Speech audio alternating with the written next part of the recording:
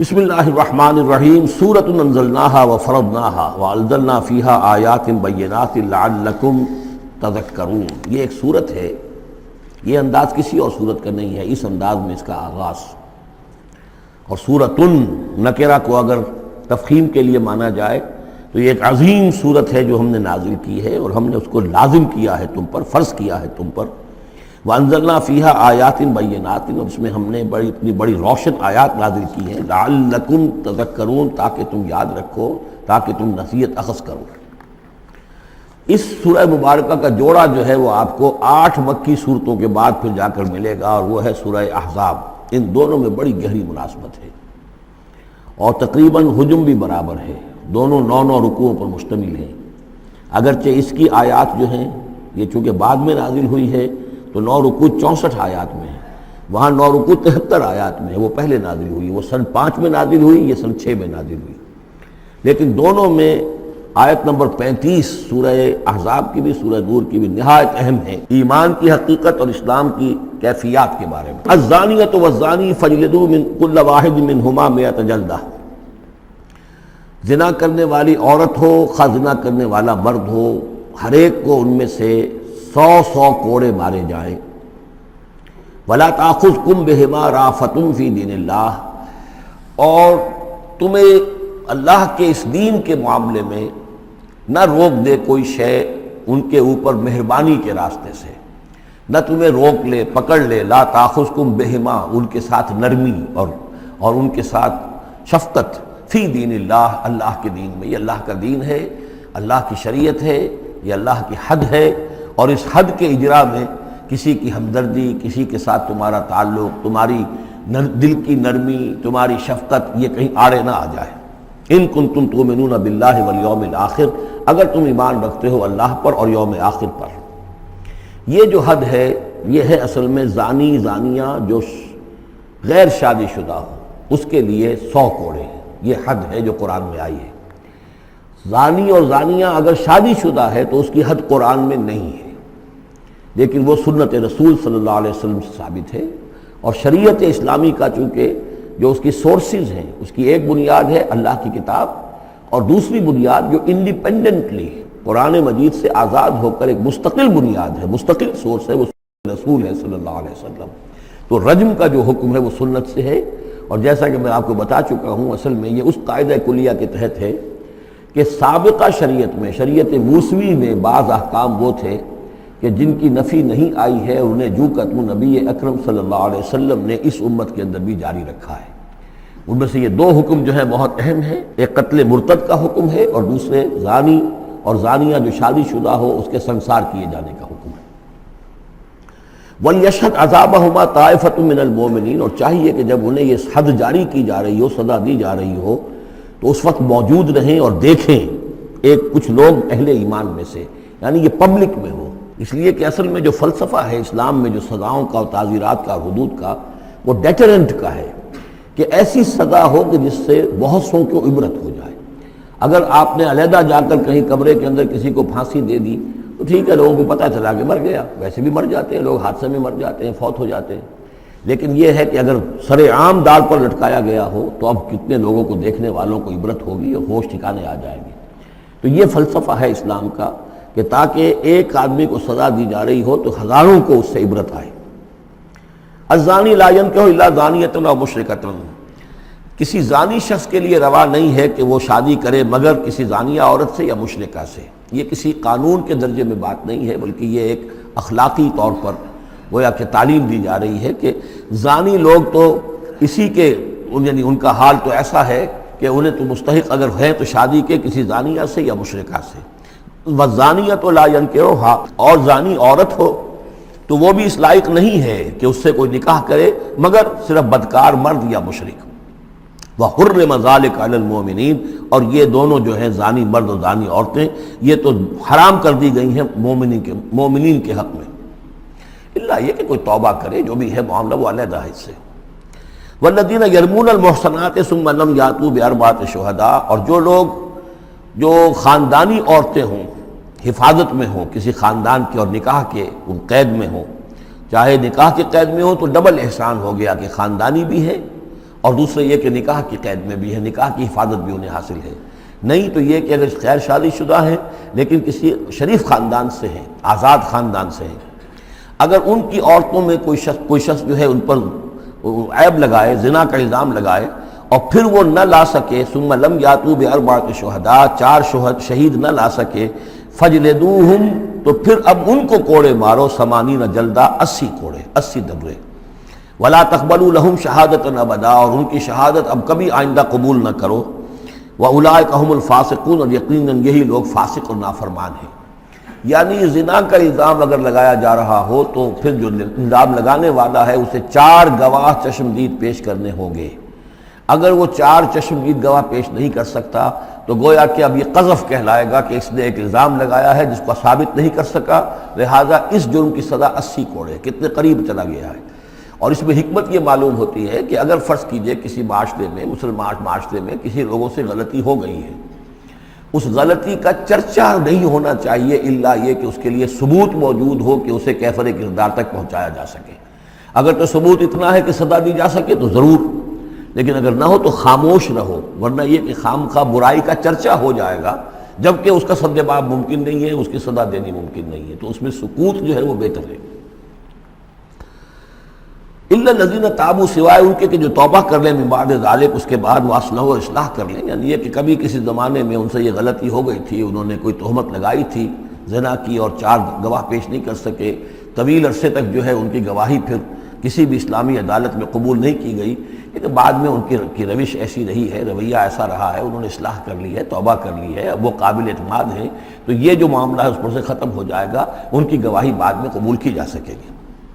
فإن اللہ غفور الرحیم، تو اللہ غفور اور رحیم ہے۔ والذین یرمون ازواجہم ولم یکن لہم شہداء الا انفسہم، اب ایک خاص معاملہ آ رہا ہے کہ کسی شوہر نے اپنی بیوی کو دیکھا ہو زنا کرتے ہوئے، وہ الزام لگائے کہ میں نے دیکھا ہے اپنی بیوی کو زنا کرتے ہوئے، درحال ہے کہ اس کے پاس 3 اور گواہ نہیں ہیں، لیکن چونکہ یہ معاملہ ہے شوہر اور بیوی کا، اگر کسی اور عورت کا ہوتا تو اس کے اوپر 80 درے لگتے اس کو کہ اس نے الزام لگایا ہے، چاہے چشمدید ہے، چاہے اس نے دیکھا ہے، لیکن 3 گناہ اور نہیں لا سکا، 3 گواہ نہیں لا سکا ہے تو درے لگیں گے 80۔ لیکن معاملہ کیونکہ بیوی کا ہے، اس کے لیے خاص قانون ہے، اس کو لعان کہتے ہیں۔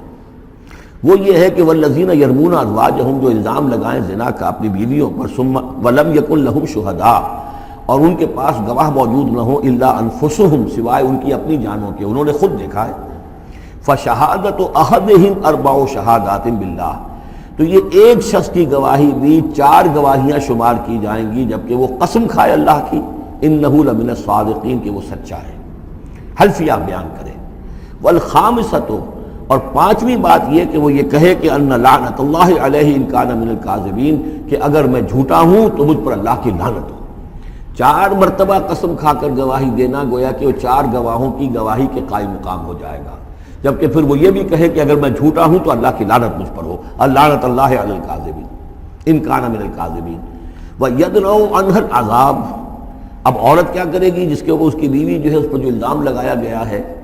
اگر وہ اس پر سے عذاب ٹل جائے گا، ٹل جائے گی سزا اور یہ حد عورت سے، ان تشہد 4 شہادات باللہ، کہ وہ بھی قسم 4 مرتبہ کھائے اللہ کی، انہ لمن الکاذبین، کہ یہ میرا شوہر جو مجھ پر الزام لگا رہا ہے جھوٹا ہے، والخامسۃ، اور 5ویں بات وہ یہ کہے ان غضب اللہ علیہا ان کان من الصادقین، کہ اگر میرا یہ شوہر اس الزام میں سچا ہے تو مجھ پر اللہ کا غضب آئے۔ اس انداز میں پھر یہ کہ عورت کے اوپر پھر حد جاری نہیں ہوگی، اور اگر شوہر کے 4 قسمیں کھا کر الزام لگانے اور پھر یہ کہ اللہ تعالیٰ کی لعنت اپنے اوپر طلب کرنے اگر جھوٹا ہو، اس کے بعد اگر بیوی خاموش رہتی ہے، وہ جوابی طور پر قسم نہیں کھاتی 4،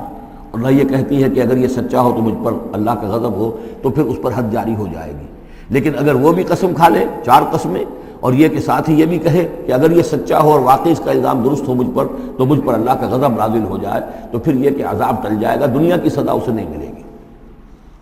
وَلَوْلَا فَضْلُ اللَّهِ عَلَيْكُمْ وَرَحْمَتُهُ، اور اگر اللہ کا فضل اور اس کی رحمت تمہارے شامل حال نہ ہوتی، وَأَنَّ اللَّهَ تَوَّابٌ رَحِيمٌ، تو گویا کہ یہاں پہ محذوف ہے کہ اگر اللہ کا فضل اور اس کی رحمت شامل حال نہ ہوتی تو تم بہت غلط راستے پر پڑ جاتے، تم کوئی بہت بڑا قدم اٹھا دیتے۔ وہ جو بھی واقعہ اب آگے آ رہا ہے یہ اس کے لیے تمہید ہے۔ وَأَنَّ اللَّهَ تَوَّابٌ حَكِيمٌ، یقیناً اللہ تعالیٰ بہت توبہ کو قبول فرمانے والا اور حکمت والا ہے۔ ان الذین جاؤوا بالافک عصبۃ منکم، جن لوگوں نے یہ طوفان اٹھایا ہے، جن لوگوں نے تہمت تراشی ہے حضرت عائشہ صدیقہ رضی اللہ تعالی عنہا پر، یہ تمہارے ہی ایک گروہ ہے، تم ہی میں سے ہیں۔ لا تحسبوہ شرا لکم، اسے تم اپنے لیے برا نہ سمجھو، بل ہوا خیر لکم، بلکہ یہ بھی تمہارے لیے خیر ہے۔ اس کے ذریعے سے اللہ تعالیٰ تمہارے سامنے اب اس زمن میں ہدایات دے گا، قوانین بتا دے گا، شریعت کے جو احکام ہیں وہ نازل ہو رہے ہیں، اس کے لیے گویا کہ یہ واقعہ جو ہے ایک تقریب بن گیا، ایک ذریعہ بن گیا۔ واقعہ اچھی طرح نوٹ کر لیجئے کہ غزوہ بنی مستلق میں حضور سن 6 کا ہے یہ واقعہ، ہجری کا تشریف لے گئے تھے۔ جب وہاں سے واپس آ رہے تھے تو جہاں رات کو ایک جگہ پر قیام تھا، اور حضرت عائشہ صدیقہ جو ہے ایک ہودج میں علیحدہ ہوتی تھی، جیسے جس کو کہ اٹھا کر جو لوگ آتے تھے حمال وہ اٹھا کر اسے اونٹ پر رکھ دیتے تھے، اور جہاں پر پڑا ہوا وہ ہودج اونٹ پر سے اتار کر نیچے رکھ دیا۔ تو رات کو کہیں قضائے حاجت کے لیے نکلی، پیشاب وغیرہ کی حاجت ہوئی، وہ کہیں گئیں، وہاں کچھ دیر لگ گئی، اور دیکھا واپس آ کر تو کہیں ہار اپنا گر گیا تھا، اس ہار کو دیکھنے کے لیے واپس گئیں۔ اتنی دیر میں وہ حمال آئے، اور حضرت عائشہ بہت دبلی پتلی تھیں، انہیں اندازہ نہیں ہوا کہ اس ہودج میں اس وقت ام المومنین موجود نہیں ہے۔ انہوں نے اٹھایا اور وہ کوچ کا وقت ہو گیا تھا، اونٹ کے اوپر رکھا اور قافلہ چل دیا۔ اب جب یہ آئیں واپس تو اب دیکھا کہ وہ تو قافلہ جا چکا، ہکا بکا کیا کریں، تنہا ہے، رات کا وقت ہے۔ اس وقت انہوں نے بڑی عقل مندی سے کام لیا کہ اب اگر میں قافلے کے پیچھے دوڑی چلی تو پتہ نہیں میں کسی غلط راستے پر مڑ جاؤں، اور پھر وہ تلاش بھی نہیں کر سکیں گے مجھے، تو بہتر یہ کہ میں یہیں پر بیٹھی رہوں، تاکہ انہیں جب بھی خیال ہوگا کہ اس ہودج کے اندر جو ہے ام المومنین عائشہ صدیقہ موجود نہیں ہے تو وہ تلاش میں پھر یہیں آئیں گے۔ تو وہاں بیٹھی ہوئی تھی، رات کا وقت تھا، نیند آ گئی، سو گئی، اس سے آپ کا چہرہ بھی کھل گیا۔ تو ایک صاحب تھے صحابہ میں سے صفوان ابن معطل، ان کی ڈیوٹی یہ ہوتی تھی کہ وہ لشکر کے پیچھے پیچھے چلتے تھے۔ لشکر چل رہا ہے تو ذرا فاصلے سے کہ کہیں کوئی گری پڑی چیز رہ گئی ہو، کہیں کوئی بیمار ہو وہ چل نہ پایا ہو لشکر کے ساتھ اور رہ گیا ہو پیچھے، تو پیچھے وہ دیکھ بھال کرتے ہوئے تھے۔ انہیں دور سے نظر آیا کہ یہاں کوئی شے پڑی ہوئی ہے، گٹھڑی سی پڑی ہے کوئی، تو جا کر دیکھا، حضرت عائشہ کو پہچان لیا، اور وہ کہتے ہیں کہ میں نے اس لیے پہچان لیا کہ حجاب کی آیت کے نازل ہونے سے پہلے میں نے انہیں دیکھا تھا۔ حجاب کی آیت نازل ہوئی ہے سورہ احزاب میں، سورہ احزاب 1 سال پہلے نازل ہو چکی ہے، تو جب تک حجاب کی آیت نہیں آئی تھی ظاہر بات ہے کہ وہاں پردہ نہیں تھا، کوئی نقاب نہیں اوڑھتی تھی خواتین، اور نہ امہات المومنین، لہذا پہچانتے تھے۔ تو چونکہ چہرہ کھلا ہوا تھا ام المومنین کا، تو انہوں نے کہا انا للہ و انا الیہ راجعون، یہ الفاظ جو کہے تو حضرت عائشہ کی آنکھ کھل گئی، اور وہ پھر اٹھ کر بیٹھی، انہوں نے اپنا کپڑا درست کیا، لیکن پھر انہوں نے یہ کیا صفوان ابن معطل نے کہ اپنا اونٹ بٹھا دیا خاموشی کے ساتھ، حضرت عائشہ اس پر سوار ہو گئیں، اور وہ آگے اس کی وہ نکیل پکڑ کر وہ چلتے گئے اور قافلے میں پہنچ گئے۔ وہاں عبداللہ ابن ابی نے شور مچا دیا کہ خدا کی قسم تمہارے نبی کی یہ بیوی جو بچ کر نہیں آئی ہے، مطلب یہ کہ یہ تو اب یہ معاملہ جو رہا ہے، تنہائی رہی ہے، علیحدہ رہے ہیں، تو گویا کہ زنا کا معاملہ ہو گیا ہے۔ یہ اس کی جو بھی اس کی گندی سوچ تھی، ظاہر بات ہے کہ مکھی تو گندگی پر بیٹھتی ہے، اس کو تلاش رہتی ہے گندگی کی، اس کے لیے تو یہ ایک موقع مل گیا اسکینڈل اٹھانے کا۔ یہ اسکینڈل بڑھتے بڑھتے ایک طوفان بن گیا، اور اس میں بعض جو ہیں بہت ہی مخلص لوگ بھی، حضرت حسان ابن ثابت رضی اللہ تعالیٰ عنہ جو دربار نبوی کے گویا کہ سرکاری شاعر تھے، ان کا بھی معاملہ اس کے اندر ایسا ہو گیا کہ وہ بھی ملوث ہو گئے۔ تو یہ ہے واقعہ افک کا۔ لیکن اس کے بعد قرآن مجید میں پھر یہ آیات نازل ہوئیں، اللہ تعالیٰ نے برات کر دی، اور پھر یہ کہ ان کی پاک دامنی اور پاک بازی جو ہے وہ ثابت ہو گئی، اور اس کے بعد یہ معاملہ رفع دفع ہو گیا۔ ان الذين جاءوا بالافك عصبة منكم لا تحسبوه شرا لكم بل هو خير لكم لكل امرئ منهم ما اكتسب من الاثم، اس میں جس شخص نے بھی جو گناہ کمایا ہے وہ اس کو مل جائے گا، اس کے حصے میں درج ہو جائے گا۔ والذی تولى کبرہ، اور جس نے اس کا سب سے بڑا حصہ وصول کیا، یہ ہے عبداللہ ابن ابی، جس نے اسکینڈل اٹھایا اور اسے بڑی قوت کے ساتھ، شدت کے ساتھ پھیلایا۔ والذی تولى کبرہ منهم له عذاب عظیم، اس کے لیے تو پھر بہت بڑا عذاب ہے۔ لولا اذ سمعتموہ، مسلمانوں تمہیں کیا ہو گیا، کیوں نہ ایسا ہوا کہ جب تم نے یہ سنا تھا، ظن المؤمنون والمؤمنات بانفسہم خیرا، تو مومن مرد اور مومن عورتیں اپنے بارے میں اچھا گمان کرتی، یعنی یہ کہ حضرت عائشہ کے بارے میں ان کے بارے یہ گمان ہونا چاہیے تھا، انہیں فوراً کہہ دینا چاہیے تھا، وقالوا ھذا افک مبین، اور وہ کہتے فوراً کہ یہ تو کوئی بہت بڑی تہمت ہے۔ لولا جاؤ علیہ باربعۃ شہداء، کیوں نہیں وہ لے کر آئے 4 گواہ، اگر تو ان کے پاس گواہ تھے یہ بات کہنے کے لیے تب تو زبان کھولنی چاہیے تھی، اگر 4 گواہ نہیں تھے تو انہیں زبان بند رکھنی چاہیے تھی۔ فَإِذْ لَمْ تَأْتُوا بِالشُّهَدَاءِ، اس لیے کہ یہ 4 گواہوں والی آیت جو ہے یہ سورہ نساء میں اتر چکی تھی، سورہ نساء سن 4 میں آ چکی ہے۔ وہ ابتدائی احکام جو تھے کہ 4 گواہ ہونے چاہیے اس معاملے کے اندر، یہ آیت سورہ نساء میں آ چکی ہے۔ تو فرمایا کہ یہ کیوں نہیں 4 گواہ لے کر آئے؟ فَإِذْ لَمْ تَأْتُوا بِالشُّهَدَاءِ، اگر وہ 4 گواہ نہیں لا سکے فَأُولَٰئِكَ عِندَ اللَّهِ هُمُ الْكَاذِبُونَ، تو یقیناً اللہ کے نزدیک اور قانون اسلامی کے نزدیک پھر وہی جھوٹے ہیں۔ وَلَوْلَا فَضْلُ اللَّهِ عَلَيْكُمْ وَرَحْمَتُهُ، اور اگر نہ ہوتا اللہ کا فضل اور اس کی رحمت تمہارے شامل حال فی الدنیا والآخرہ، دنیا میں اور آخرت میں بھی، لَمَسَّكُمْ فِيمَا أَفَضْتُمْ، تو تم پر پڑتی اس چیز پر کہ جس کا چرچا تم نے کیا ہے، عذاب عظیم، بہت بڑا عذاب۔ اس تلقونہ بألسنتکم، یہ اصل میں انسانوں کی ایک عام کمزوری ہوتی ہے، اس طرح کی بات جو ہے بس ادھر سے سنی ادھر بیان کر دی، ادھر سے آگے بیان ہو گئی، جنگل کی آگ کی طرح اس قسم کی خبریں جو ہیں وہ پھیل جاتی ہیں۔ اس تلقونہ بألسنتکم، جبکہ تم اسے لے رہے تھے اپنی زبانوں سے، یعنی یہ کہ ایک زبان سے دوسری زبان کو، اور زبان سے نکلی اور کوٹھے چڑھی والی جو ایک کہاوت ہمارے ہاں ہے، اس طریقے سے آسانی سے وہ بات پھیلتی چلی گئی۔ وَتَقُولُونَ بِأَفْوَاهِكُمْ، اور تم کہہ رہے تھے اپنے منہوں سے مَا لَيْسَ لَكُمْ بِهِ علم، جس کے لیے تمہارے پاس کوئی علم نہیں تھا، کوئی دلیل نہیں تھی، کوئی بنیاد نہیں تھی، کوئی گواہی نہیں تھی، کوئی معلومات کی کوئی سورسز نہیں تھی۔ وَتَحْسَبُونَهُ هَيِّنًا، اور تم اسے سمجھ رہے تھے کہ بہت ہلکی بات ہے، معمولی سی بات ہے۔ وَهُوَ عِندَ اللَّهِ عَظِيمٌ، جبکہ یہ اللہ کے نزدیک بہت بڑی بات ہے۔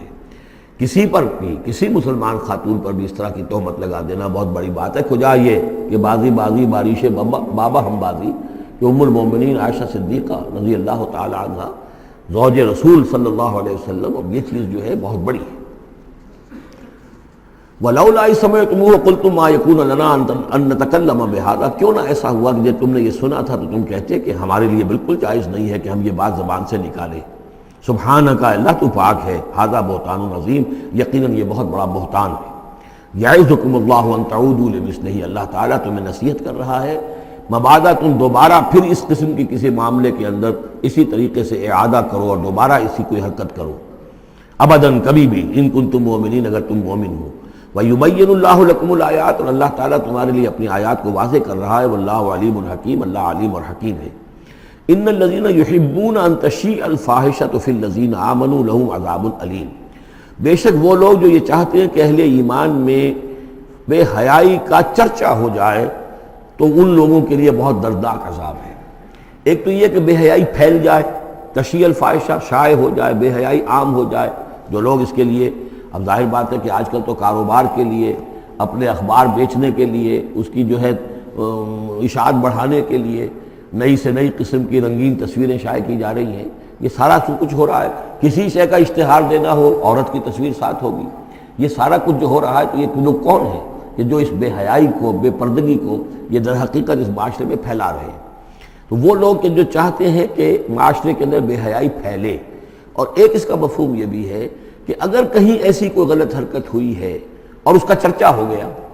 یہ آج ہمارے اخبارات کے اندر بہت بڑے پیمانے پر ہو رہا ہے، یہ اسکینڈلز شائع کر دیتے ہیں۔ اب وہ بات صحیح بھی ہے یا نہیں،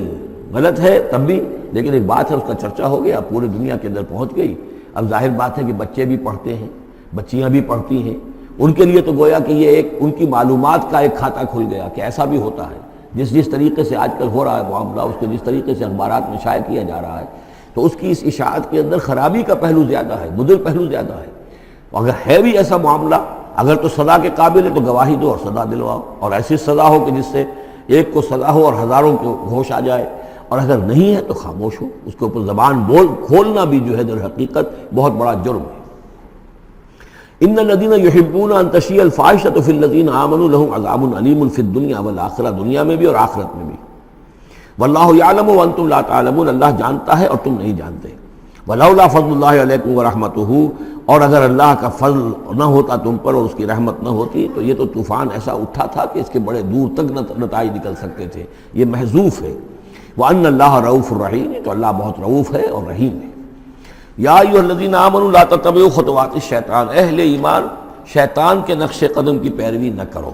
ومن یتبع خطوات الشیطان، جو کوئی بھی شیطان کے نقوش پا کی پیروی کرے گا فَإِنَّهُ يَأْمُرُ بِالْفَحْشَاءِ وَالْمُنکَرِ، تو شیطان تو اسے حکم دے گا، وہ تو حکم دیتا ہے بے حیائی کا اور منکر کا، بری بات کا۔ وَلَوْلَا فَضْلُ اللَّهِ عَلَيْكُمْ وَرَحْمَتُهُ، اور اگر نہ ہوتا اللہ کا فضل اور اس کی رحمت تمہاری شامل حال، ما زکا منکم من احد ابدا، تم میں سے کوئی ایک انسان بھی کبھی پاک نہ ہو سکتا۔ اللہ تعالیٰ کا فضل ہے، اللہ کی رحمت ہے، ایک شخص سے غلطی ہو جاتی ہے، اللہ پردہ پڑا رہنے دیتا ہے تو اس کے اندر اصلاح کا مادہ پیدا ہو جاتا ہے۔ ایک دفعہ آدمی ننگا ہو جائے تو پھر ڈھیٹ ہو جاتا ہے۔ اس سے یہ کہ اللہ تعالیٰ جو ہے ان چیزوں کے اندر اس کی بڑی حکمت ہے کہ اگر کوئی غلطی ہو گئی ہے فوراً نہیں پکڑتا، وہ اس کو مہلت دیتا ہے، اصلاح کرے۔ وَلَوْلَا فَضْلُ اللَّهِ عَلَيْكُمْ وَرَحْمَتُهُ، اگر نہ ہوتا اللہ کا فضل تم پر اور اس کی رحمت، ما زکا منکم من احد ابدا، تم میں سے کوئی بھی کبھی نیک اور پارسا نہ بن سکتا اور پاک نہ ہو سکتا۔ ولیکن اللہ یزکی من یشاء، بلکہ یہ تو اللہ تعالیٰ ہی پاک کرتا ہے جس کو چاہتا ہے۔ واللہ سمیع علیم، اللہ سمیع علیم ہے۔ ولا یأتل اولو الفضل منکم والسعة ان یؤتوا اولی القربى والمساکین والمہاجرین فی سبیل اللہ۔ اس آیت کی بھی شان نزول ہے کہ حضرت ابو بکر صدیق رضی اللہ تعالیٰ عنہ کے ایک یا تو بھانجے تھے یا خالہ زاد بھائی تھے، حضرت مصطح۔ یہ حضرت مصطح جو ہے غریب آدمی تھے اور حضرت ابو بکر ان کی مدد کیا کرتے تھے، پیسے سے، مال سے ان کی ضرورت جو ہے پوری کرتے تھے۔ لیکن یہ مصطح بھی اس میں شریک ہو گئے۔ حضرت عائشہ صدیقہ رضی اللہ تعالیٰ عنہ پر جو تہمت کا معاملہ چلا تو حضرت ابو بکر کو جب معلوم ہوا کہ مصطح بھی اس معاملے کے اندر شریک ہے تو پھر غصے میں آ کے ان کا قسم کھا لی کہ میں اب اس کے ساتھ کبھی کوئی بھلائی نہیں کروں گا، اس نے اتنی بڑی غلطی کی ہے اور اس معاملے کے اندر میری بیٹی کا معاملہ ہے اور اس میں اس کو یہ خیال نہیں آیا کہ میں اس کے ساتھ کتنا کچھ احسان کرتا ہوں، اور اس کے اندر جو ہے وہ خود بھی شریک ہو گیا۔ اس پر اللہ تعالیٰ کی طرف سے گرفت آ رہی ہے کہ نہیں ابو بکر یہ ٹھیک نہیں ہے، جو بھی اس سے غلطی ہوئی لیکن تم جو نیک کام کر رہے تھے اس کا کیوں قسم کھاتے ہو کہ اس کے اندر تم مدد نہیں کرو گے۔ ولا یأتل اولو الفضل منکم، اور نہ قسم کھائیں جو فضل والے ہیں، درجے والے ہیں تم میں سے، جن میں اللہ نے فضیلت دی ہے، نیکی میں بھی، ایمان میں بھی فضیلت دی ہے، دولت میں بھی فضیلت دی ہے، وسعت، اور جنہیں کشادگی دی ہے، مال کی کشادگی دی ہے، ان یؤتوا اولی القربی، کہ وہ کوئی صلہ رحمی کریں اپنے قرابت داروں کے ساتھ، کچھ دیں، مال اور صدقہ و خیرات دیں اپنے قرابت داروں کو، والمساکین والمہاجرین، اور محتاجوں کو اور وطن چھوڑنے والے مہاجرین کو، فی سبیل اللہ، اللہ کی راہ میں۔ تو یہ قسم نہ کھائیں۔ ولیعفوا ولیصفحوا، انہیں چاہیے کہ معاف کر دیں اور درگزر سے کام لیں۔ الا تحبون ان یغفر اللہ لکم، کیا تم یہ نہیں چاہتے کہ اللہ تمہیں معاف کرے؟ یعنی اے ابو بکر اگر تم یہ چاہتے ہو، تم سے بھی تو کوئی خطا آخر ہو جاتی ہے، اللہ معاف فرماتا ہے، کیا تم نہیں چاہتے کہ اللہ تمہاری خطاؤں سے درگزر کرے؟ الا تحبون ان یغفر اللہ لکم، کیا تم نہیں پسند کرتے اس کو کہ اللہ تمہیں معاف کرے؟ اس پر اس آیت کو سنتے ہی حضرت ابو بکر صدیق کے الفاظ یہ نقل کیے گئے، بلا یا ربنا انا نحب، کیوں نہیں پروردگار، ہم ضرور چاہتے ہیں کہ تو ہمیں معاف فرما دے۔ انہوں نے اپنی قسم کا کفارہ دیا اور اس کے بعد جو بھی وہ کرتے تھے ان کے ساتھ بھلائی اور نیکی، اس سلسلے کو جاری کر دیا۔ واللہ غفور رحیم، اور اللہ تعالیٰ غفور ہے اور رحیم ہے۔ ان الذین یرمون المحصنات الغافلات المؤمنات، یقیناً وہ لوگ کہ جو تہمت لگاتے ہیں ان پاک دامن عورتوں پر کہ جو غافل ہیں، جن کو ان چیزوں کا ہوش بھی نہیں ہے، جن کا گمان بھی ادھر نہیں گیا، المومنات اہل ایمان میں سے، لعنوا فی الدنیا، ایسی معصوم اور پاک دامن عورتوں پر جو تہمت لگانے والے ہیں ان پر پھٹکار ہے دنیا میں بھی اور آخرت میں بھی، ولہم عذاب عظیم، اور ان کے لیے بہت بڑا عذاب ہے۔ یوم تشہد علیہم السنتہم وایدیہم، جس دن کے ان کے خلاف گواہی دیں گے، تشہد علیہم، علی کو نوٹ کر لیجئے، جس دن کے ان کے خلاف گواہی دیں گے، السنتہم ان کی اپنی زبانیں گواہی دیں گی، وایدیہم ان کے اپنے ہاتھ گواہی دیں گے، وارجلہم اور ان کے پاؤں گواہی دیں گے، بما کانوا یعملون، اب جو کچھ عمل وہ کر رہے تھے۔ یہ ہاتھ ہمارے پاس اللہ کی امانت ہے، میں اس سے غلط کام کر رہا ہوں تو یہ انڈر پروٹیسٹ میرا حکم تو مان رہا ہے، اس لیے کہ اللہ تعالیٰ نے مجھے میرے حوالے سے کیا ہوا ہے، لیکن اس کے اندر پروٹیسٹ ہے، قیامت کے دن یہی میرے خلاف مقدمہ کرے گا، پروردگار تو نے مجھے اس کے حوالے کیا تھا اور یہ مجھ سے میرے ذریعے سے غلط کام کرتا رہا۔ یہ پاؤں جو ہیں ہمارے خلاف گواہی دیں گے کہ پروردگار ہم اس کے تابع تھے، اس کے حکم کے مطابق چل رہے تھے، یہ بدبخت ہمیں چوری کرنے کے لیے جاتا تھا تو اس کے لیے استعمال کرتا تھا، یا کوئی اور برا کام کرنے کے لیے ہمارے پیروں ہمیں استعمال کرتا تھا۔ یومئذ یوفیہم اللہ دینہم الحق، اس دن اللہ تعالیٰ ان کا پورا بدلہ ان کو دے دے گا۔ یہ دین کے لفظ کو یہاں نوٹ کیجئے، دین بدلے کو کہتے ہیں، دین مالک یوم الدین، جزا و سزا کے دن کا مالک، بدلے کا دن۔ وَيَعْلَمُونَ أَنَّ اللَّهَ هُوَ الْحَقُّ الْمُبِينُ، اور وہ جان لیں گے کہ اللہ تعالیٰ ہی ہے الحق، سچا اور ہر بات کو کھول کر بیان کر دینے والا۔ الخبیثات للخبیثین والخبیثون للخبیثات، ناپاک عورتیں ناپاک مردوں کے لیے ہیں اور ناپاک مرد ناپاک عورتوں کے لیے ہیں، اور طیبات والطیبات للطیبین والطیبون للطیبات، اور ستھرے اور پاک باز جو خواتین ہیں وہ پاک باز مردوں کے لیے ہیں، اور پاک باز جو مرد ہیں وہ پاک دامن خواتین کے لیے ہیں۔ اولئک مبرؤون مما یقولون، یہ لوگ بری ہیں ان چیزوں سے کہ جو لوگ کہتے ہیں۔ لہم مغفرۃ ورزق کریم، ان کے لیے مغفرت ہے اور رزق کریم ہے۔ یہ دونوں آیات جو ہیں در حقیقت اخلاقی تعلیم کی نوعیت کی ہیں کہ اتنی اخلاقی حس معاشرے کے اندر رہے کہ جس کے ساتھ کوئی بدنامی کا معاملہ ہو جائے پھر وہ خود محسوس کرے کہ میں آئسولیٹ ہو کر رہ گیا ہوں یا رہ گئی ہوں اس معاشرے کے اندر، یہ معاشرے کے اندر یہ عام روش پیدا ہو جائے۔ جیسے کہ پہلے آیا تھا وہ اس کے اندر بھی یہی بات تھی کہ زانی نکاح نہ کرے مگر کسی زانیہ سے یا کسی مشرکہ سے، وہ اس لائق نہیں ہے کہ اس کے نکاح میں کوئی مسلمان خاتون آئے پاک دامن اور عفت والی۔ اس طرح زانیہ جو ہے اس سے کوئی نکاح نہ کرے سوائے مشرک کے، یہ قانونی چیزیں نہیں ہیں، جیسا کہ میں نے عرض کیا یہ اخلاقی، تاکہ ایک نفرت پیدا ہو زنا سے، بدکاری سے۔ اسی طریقے سے معاشرے کے اندر ایک عام فضا، ایک حس ایسی پیدا ہو جائے کہ جس میں جو لوگ بھی ایسی گراوٹوں میں مبتلا ہوں وہ خود اپنی آنکھوں میں ذلیل ہو کر رہ جائیں۔ یا ایھا الذین آمنوا لا تدخلوا بیوتا غیر بیوتکم حتی تستأنسوا، اب اس حوالے سے بہت سے جو احکام آ رہے ہیں، یہ سورہ نور اور سورہ احزاب ان دونوں میں معاشرتی احکامات ہیں۔ معاشرتی احکامات میں خاص طور پر وہ جو ایک آیت آئی ہے سورہ بنی اسرائیل میں، وَلَا تَقْرَبُوا الزِّنَا إِنَّهُ كَانَ فَاحِشَةً وَسَاءَ سَبِيلًا، اس زنا کا سد باب کرنے کے لیے اسلام کے معاشرتی نظام میں بہت دور دور تک اقدامات کیے گئے ہیں۔ قریب مت جاؤ زنا کے، یعنی زنا کو ایریڈیکیٹ کرنا معاشرے میں یہ ایک بہت بڑا آبجیکٹیو ہے، اور اس کے لیے دور دور تک اقدامات، مثلا پردہ ہے، ستر ہے، لباس کے احکام دیے گئے ہیں۔ معاشرہ جو ہے ہمارا جو ہے وہ مکسڈ سوسائٹی نہ ہو، مخلوط معاشرہ نہ ہو، مردوں کی ذمہ داریاں علیحدہ ہیں، عورتوں کی علیحدہ ہیں، معاشرہ جو ہے سیگریگیٹڈ ہو، مردوں اور عورتوں کے درمیان اختلاط نہ ہو۔ یہ ساری چیزیں کس کے لیے؟ یہ اسی لیے ہے کہ یہ در حقیقت اس قدر شدید کشش ہے مرد اور عورت کے اندر، یہ اللہ نے جو دو جنسیں بنائی ہیں، اور اس میں یقیناً جو سیکس کا معاملہ اتنا پورٹنٹ موٹیو ہے کہ اس کو اگر پوری طریقے سے، جیسے گھوڑا بہت منہ زور ہو تو اسے بہت باندھ کر رکھنا پڑے گا اور بڑا اس کو کنٹرول کرنے کے لیے محنت کی ضرورت ہے، اسی طریقے سے اس سیکس کو ڈسپلن کرنا اور صحیح انداز میں اس کو جو ہے ہارنس کرنا، اور اس کے لیے یہ ہے کہ غلط راستوں سے اس کو بچانا، اس کے لیے بڑے دور دور تک احکام دیے گئے ہیں۔ یہ پورا معاشرتی نظام اسلام کا اسی بنیاد پہ اب قائم ہے۔ اب اسی میں سے مثلاً یہ گھر کی پرائیویسی بھی ہے، ایک گھر ہے، گھر میں ایک شوہر ہے، اس کی بیوی ہے، اب آپ فوراً چلے گئے سیدھے گھر کے اندر، نہیں، اے اہل ایمان مت داخل ہوا کرو گھروں میں اپنے گھروں کے سوا، حتیٰ تستانسوا، یہاں تک کہ بول چال کر لو، اجازت لے لو، وتسلموا علی اہلہا، اور اذن لینے کی اس وقت جو ہوتی تھی شکل وہ یہی کہ جا کر دروازے پر کہو السلام علیکم، معلوم ہوا کہ کوئی صاحب ہیں کہ جو آئے ہیں ملنا چاہتے ہیں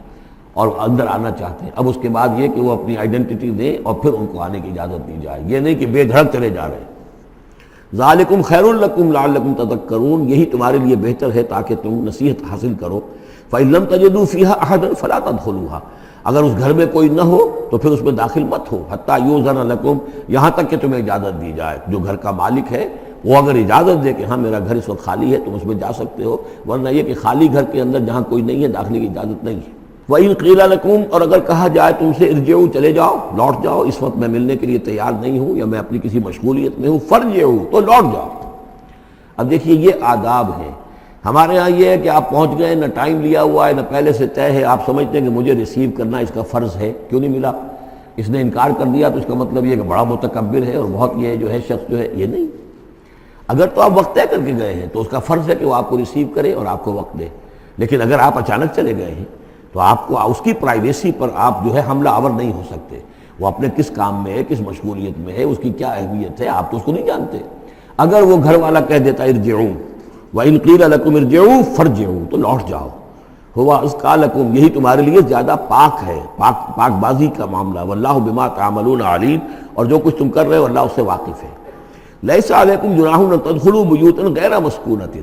اس میں کوئی حرج نہیں ہے کہ تم داخل ہو جایا کرو ایسے گھروں میں کہ جن میں سکونت نہیں ہے، جس میں کوئی لوگ رہتے نہیں ہیں، ریزیڈینشل نہیں ہے۔ اب گوڈاؤنز ہیں، اب ایسا تو نہیں کہ گوڈاؤنز میں آپ نہیں جا سکتے، سامان پڑا ہوا گودام ہے آپ جا سکتے، فیہا متاع لکم، اس میں تمہارا سامان ہے، تو یہ وہی گودام والی بات ہو گئی۔ واللہ یعلم ما تبدون وما تکتمون، اور اللہ جانتا ہے جو تم ظاہر کرتے ہو جو کچھ تم چھپاتے ہو۔ یعنی قانون کی اصل روح کو دیکھنا چاہیے کہ یہ جو روکا جا رہا ہے کہ گھروں میں داخل نہ ہو، تو یہ اصل میں جو پرائیویسی ہے گھر کی اور فیملی کی، اصل میں اس کو ملحوظ خاطر رکھا جا رہا ہے، نہ یہ کہ آپ کہیں کہ صاحب اب ہم گودام میں بھی داخل نہیں ہو سکتے جب تک یہ پرمیشن جو لکھی ہوئی ہے وہ ہمیں مل نہ جائے۔ قل للمؤمنین یغضوا من ابصارہم، اہل ایمان سے یہ کہیے اے نبی کہ وہ اپنی نگاہوں کو ذرا نیچا رکھا کریں، وَيَحْفَظُوا فُرُوجَهُمْ، اور اپنی شرمگاہوں کی حفاظت کریں، ذَلِكَ أَزْكَىٰ لَهُمْ، یہی ان کے لیے زیادہ پاکیزہ ہے اور زیادہ بہتر ہے۔ إِنَّ اللَّهَ خَبِيرٌ بِمَا يَصْنَعُونَ، یقیناً اللہ تعالیٰ باخبر ہے اس سے کہ جو وہ کر رہے ہیں۔ وَقُلْ لِلْمُؤْمِنَاتِ يَغْضُضْنَ مِنْ أَبْصَارِهِنَّ، اسی طرح مومن عورتوں سے بھی کہہ دیجئے وہ بھی اپنی نگاہیں نیچی رکھا کریں، وَيَحْفَظْنَ فُرُوجَهُنَّ، اور وہ بھی اپنے سطر کو پوری طریقے سے ملحوظ رکھیں اور اپنی شرمگاہوں کی حفاظت کریں۔ وَلَا يُبْدِينَ زِينَتَهُنَّ، اور انہیں نہیں چاہیے کہ وہ اپنی زینت اور سنگھار کو ظاہر کریں، الا ما ظہر منہا، سوائے اس کے کہ جو از خود ظاہر ہو جائے، وَلْيَضْرِبْنَ بِخُمُرِهِنَّ، اور چاہیے کہ وہ اپنے گریبانوں کے اوپر اپنی اوڑھنیوں کے بکل مار لیا کریں، بِخُمُرِهِنَّ عَلَى جُيُوبِهِنَّ، یہ خمرہن کی، خمار کہتے ہیں اوڑھنی۔ ایک دوسرا لفظ جو ہے وہ آئے گا سورہ احزاب میں، ان دونوں الفاظ کو علیحدہ علیحدہ رکھیے۔ تو یہ ہے کہ اپنے گریبانوں کے اوپر، گویا کہ یہ بھی پرانا ہمیشہ سے لباس، عورت کے لباس میں اوڑھنی بھی تھی اور عورت کے لباس میں چادر بھی تھی۔ چادر وہ لے کر نکلتی تھی جب گھر سے باہر جاتی تھی، اور اوڑھنی وہ رکھتی تھی جب کہ گھر کے اندر ہوتی تھی۔ یہی جو ہماری تہذیب کے اندر ہے، یہ عرب کی تہذیب میں پہلے بھی تھا۔ چہرے کا پردہ نہیں تھا عرب میں،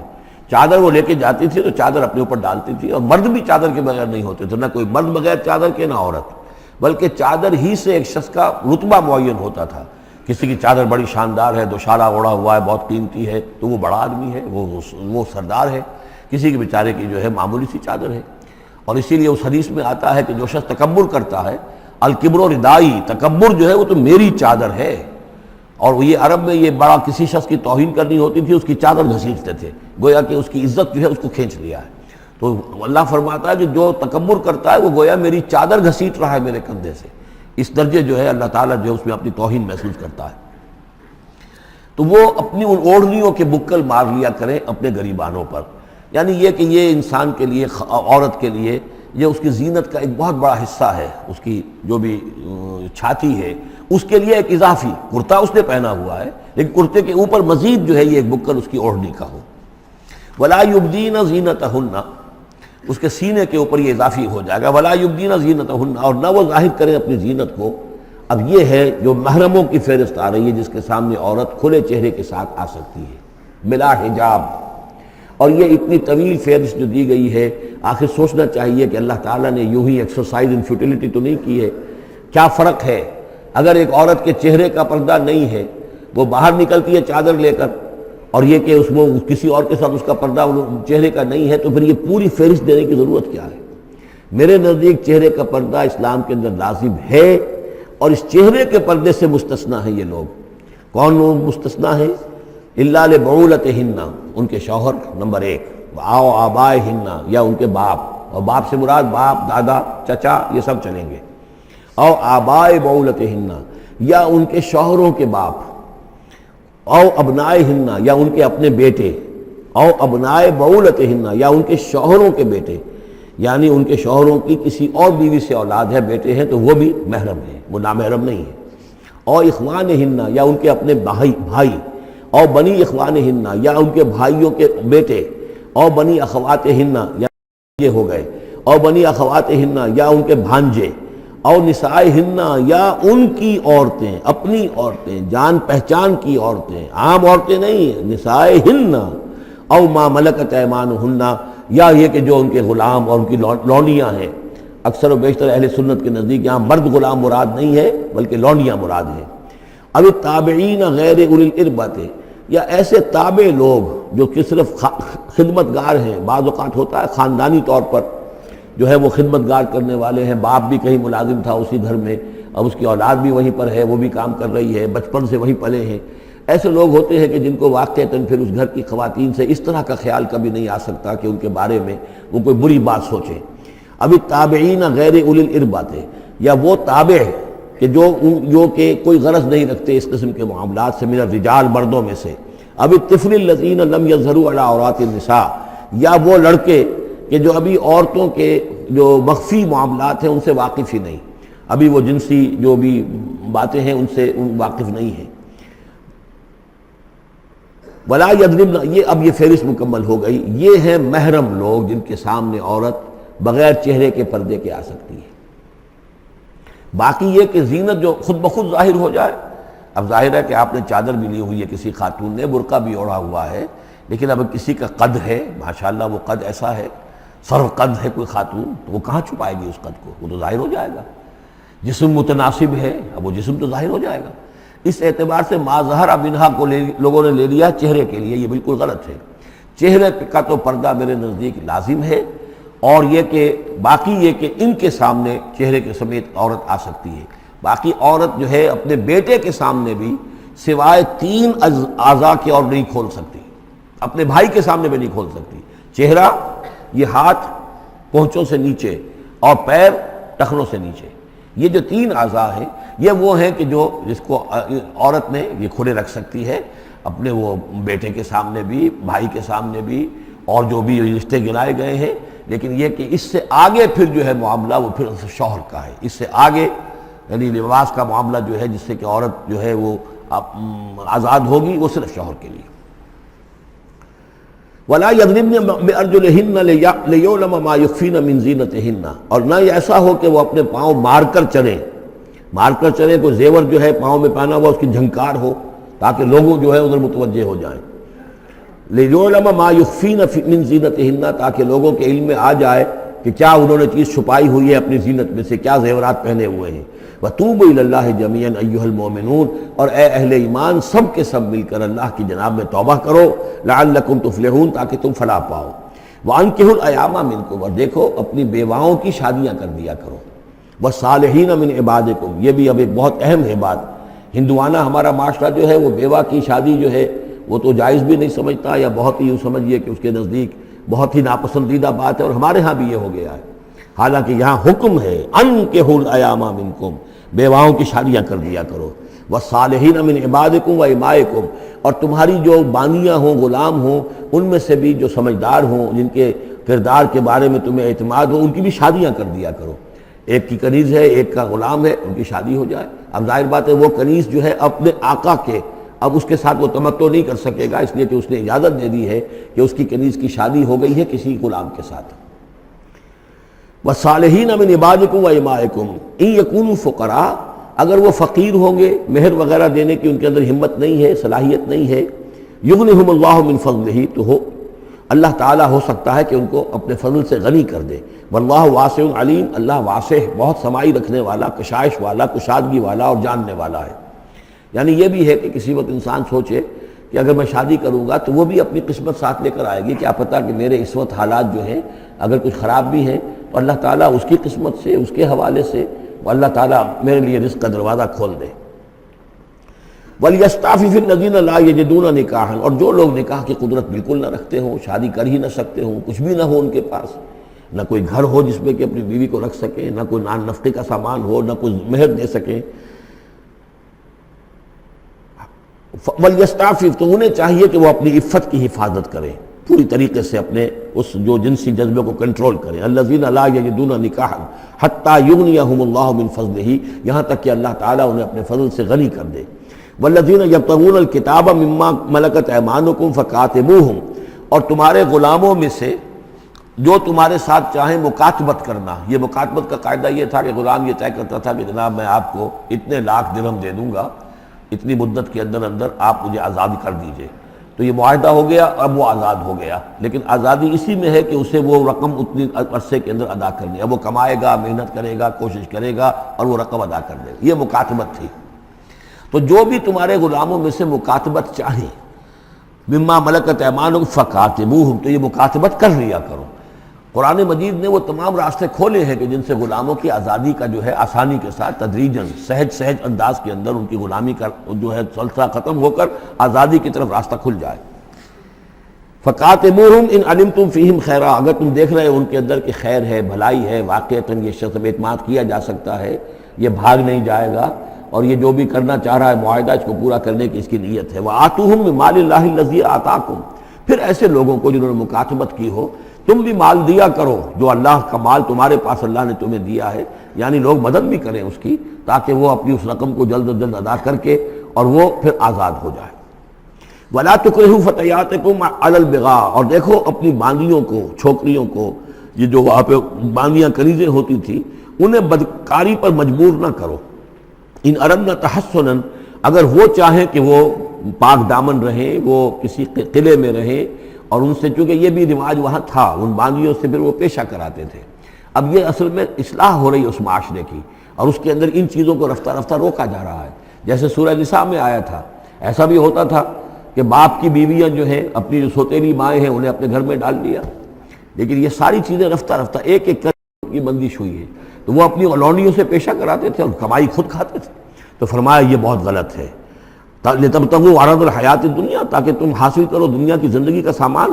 وَمَنْ يُكْرِهُنَّ فَإِنَّ اللَّهَ مِنْ بَعْدِ إِكْرَاهِهِنَّ غَفُورٌ رَحِيمٌ، اور اگر کوئی ان کو مجبور کرے گا اس کام کے لیے تو اللہ تعالیٰ ان کی اس مجبوری کی بنا پر ان کے حق میں غفور اور رحیم ہوگا۔ تم پر وبال آئے گا، جو کام یہ غلط کروائے گا وبال اس پر آئے گا۔ اگر وہ خود جو ہے مجبوراً کر رہی ہے اور وہ اس کے لیے ذہناً تیار نہیں ہے تو بہرحال اللہ اس کے حق میں غفور اور رحیم ہوگا۔ وَلَقَدْ أَنزَلْنَا إِلَيْكُمْ آيَاتٍ مُبَيِّنَاتٍ، اور دیکھو ہم نے نازل کر دی ہے تمہاری جانب یہ روشن آیات، وَمَثَلًا مِّنَ الَّذِينَ خَلَوْا مِن قَبْلِكُمْ، اور وہ ساری باتیں بھی ہم نے بتا دی ہیں کہ جو ان لوگوں میں تھیں جو تم سے پہلے تھے۔ یہ ساری گندگیاں، معاشرتی خرابیاں جو ہیں یہ پہلوں کے اندر بھی تھیں، ہم نے ان سب کی نشاندہی کر دی ہے۔ وَمَوْعِظَةً لِّلْمُتَّقِينَ، اور اہل تقویٰ کے لیے ہم نے نصیحت یہ نازل فرما دی ہے۔ قَدْ جَاءَتْكُم مَّوْعِظَةٌ مِّن رَّبِّكُمْ وَشِفَاءٌ لِّمَا فِي الصُّدُورِ۔ اب یہ 5واں رکوع آ رہا ہے، اور یہ ہمارے اس منتخب نصاب کا جو دوسرا حصہ ہے، ایمان کی بحث، اس کے ضمن میں یہ بہت اہم درس ہے۔ اور یہ آیت نمبر 35 جو آ رہی ہے، یہ قرآن مجید کی عظیم ترین آیات میں سے ہے۔ اس سورہ مبارکہ کی بھی آیت نمبر 35 اور سورہ احزاب میں بھی بالکل ٹھیک یہی نمبر، آیت نمبر 35 آپ کو ملے گی۔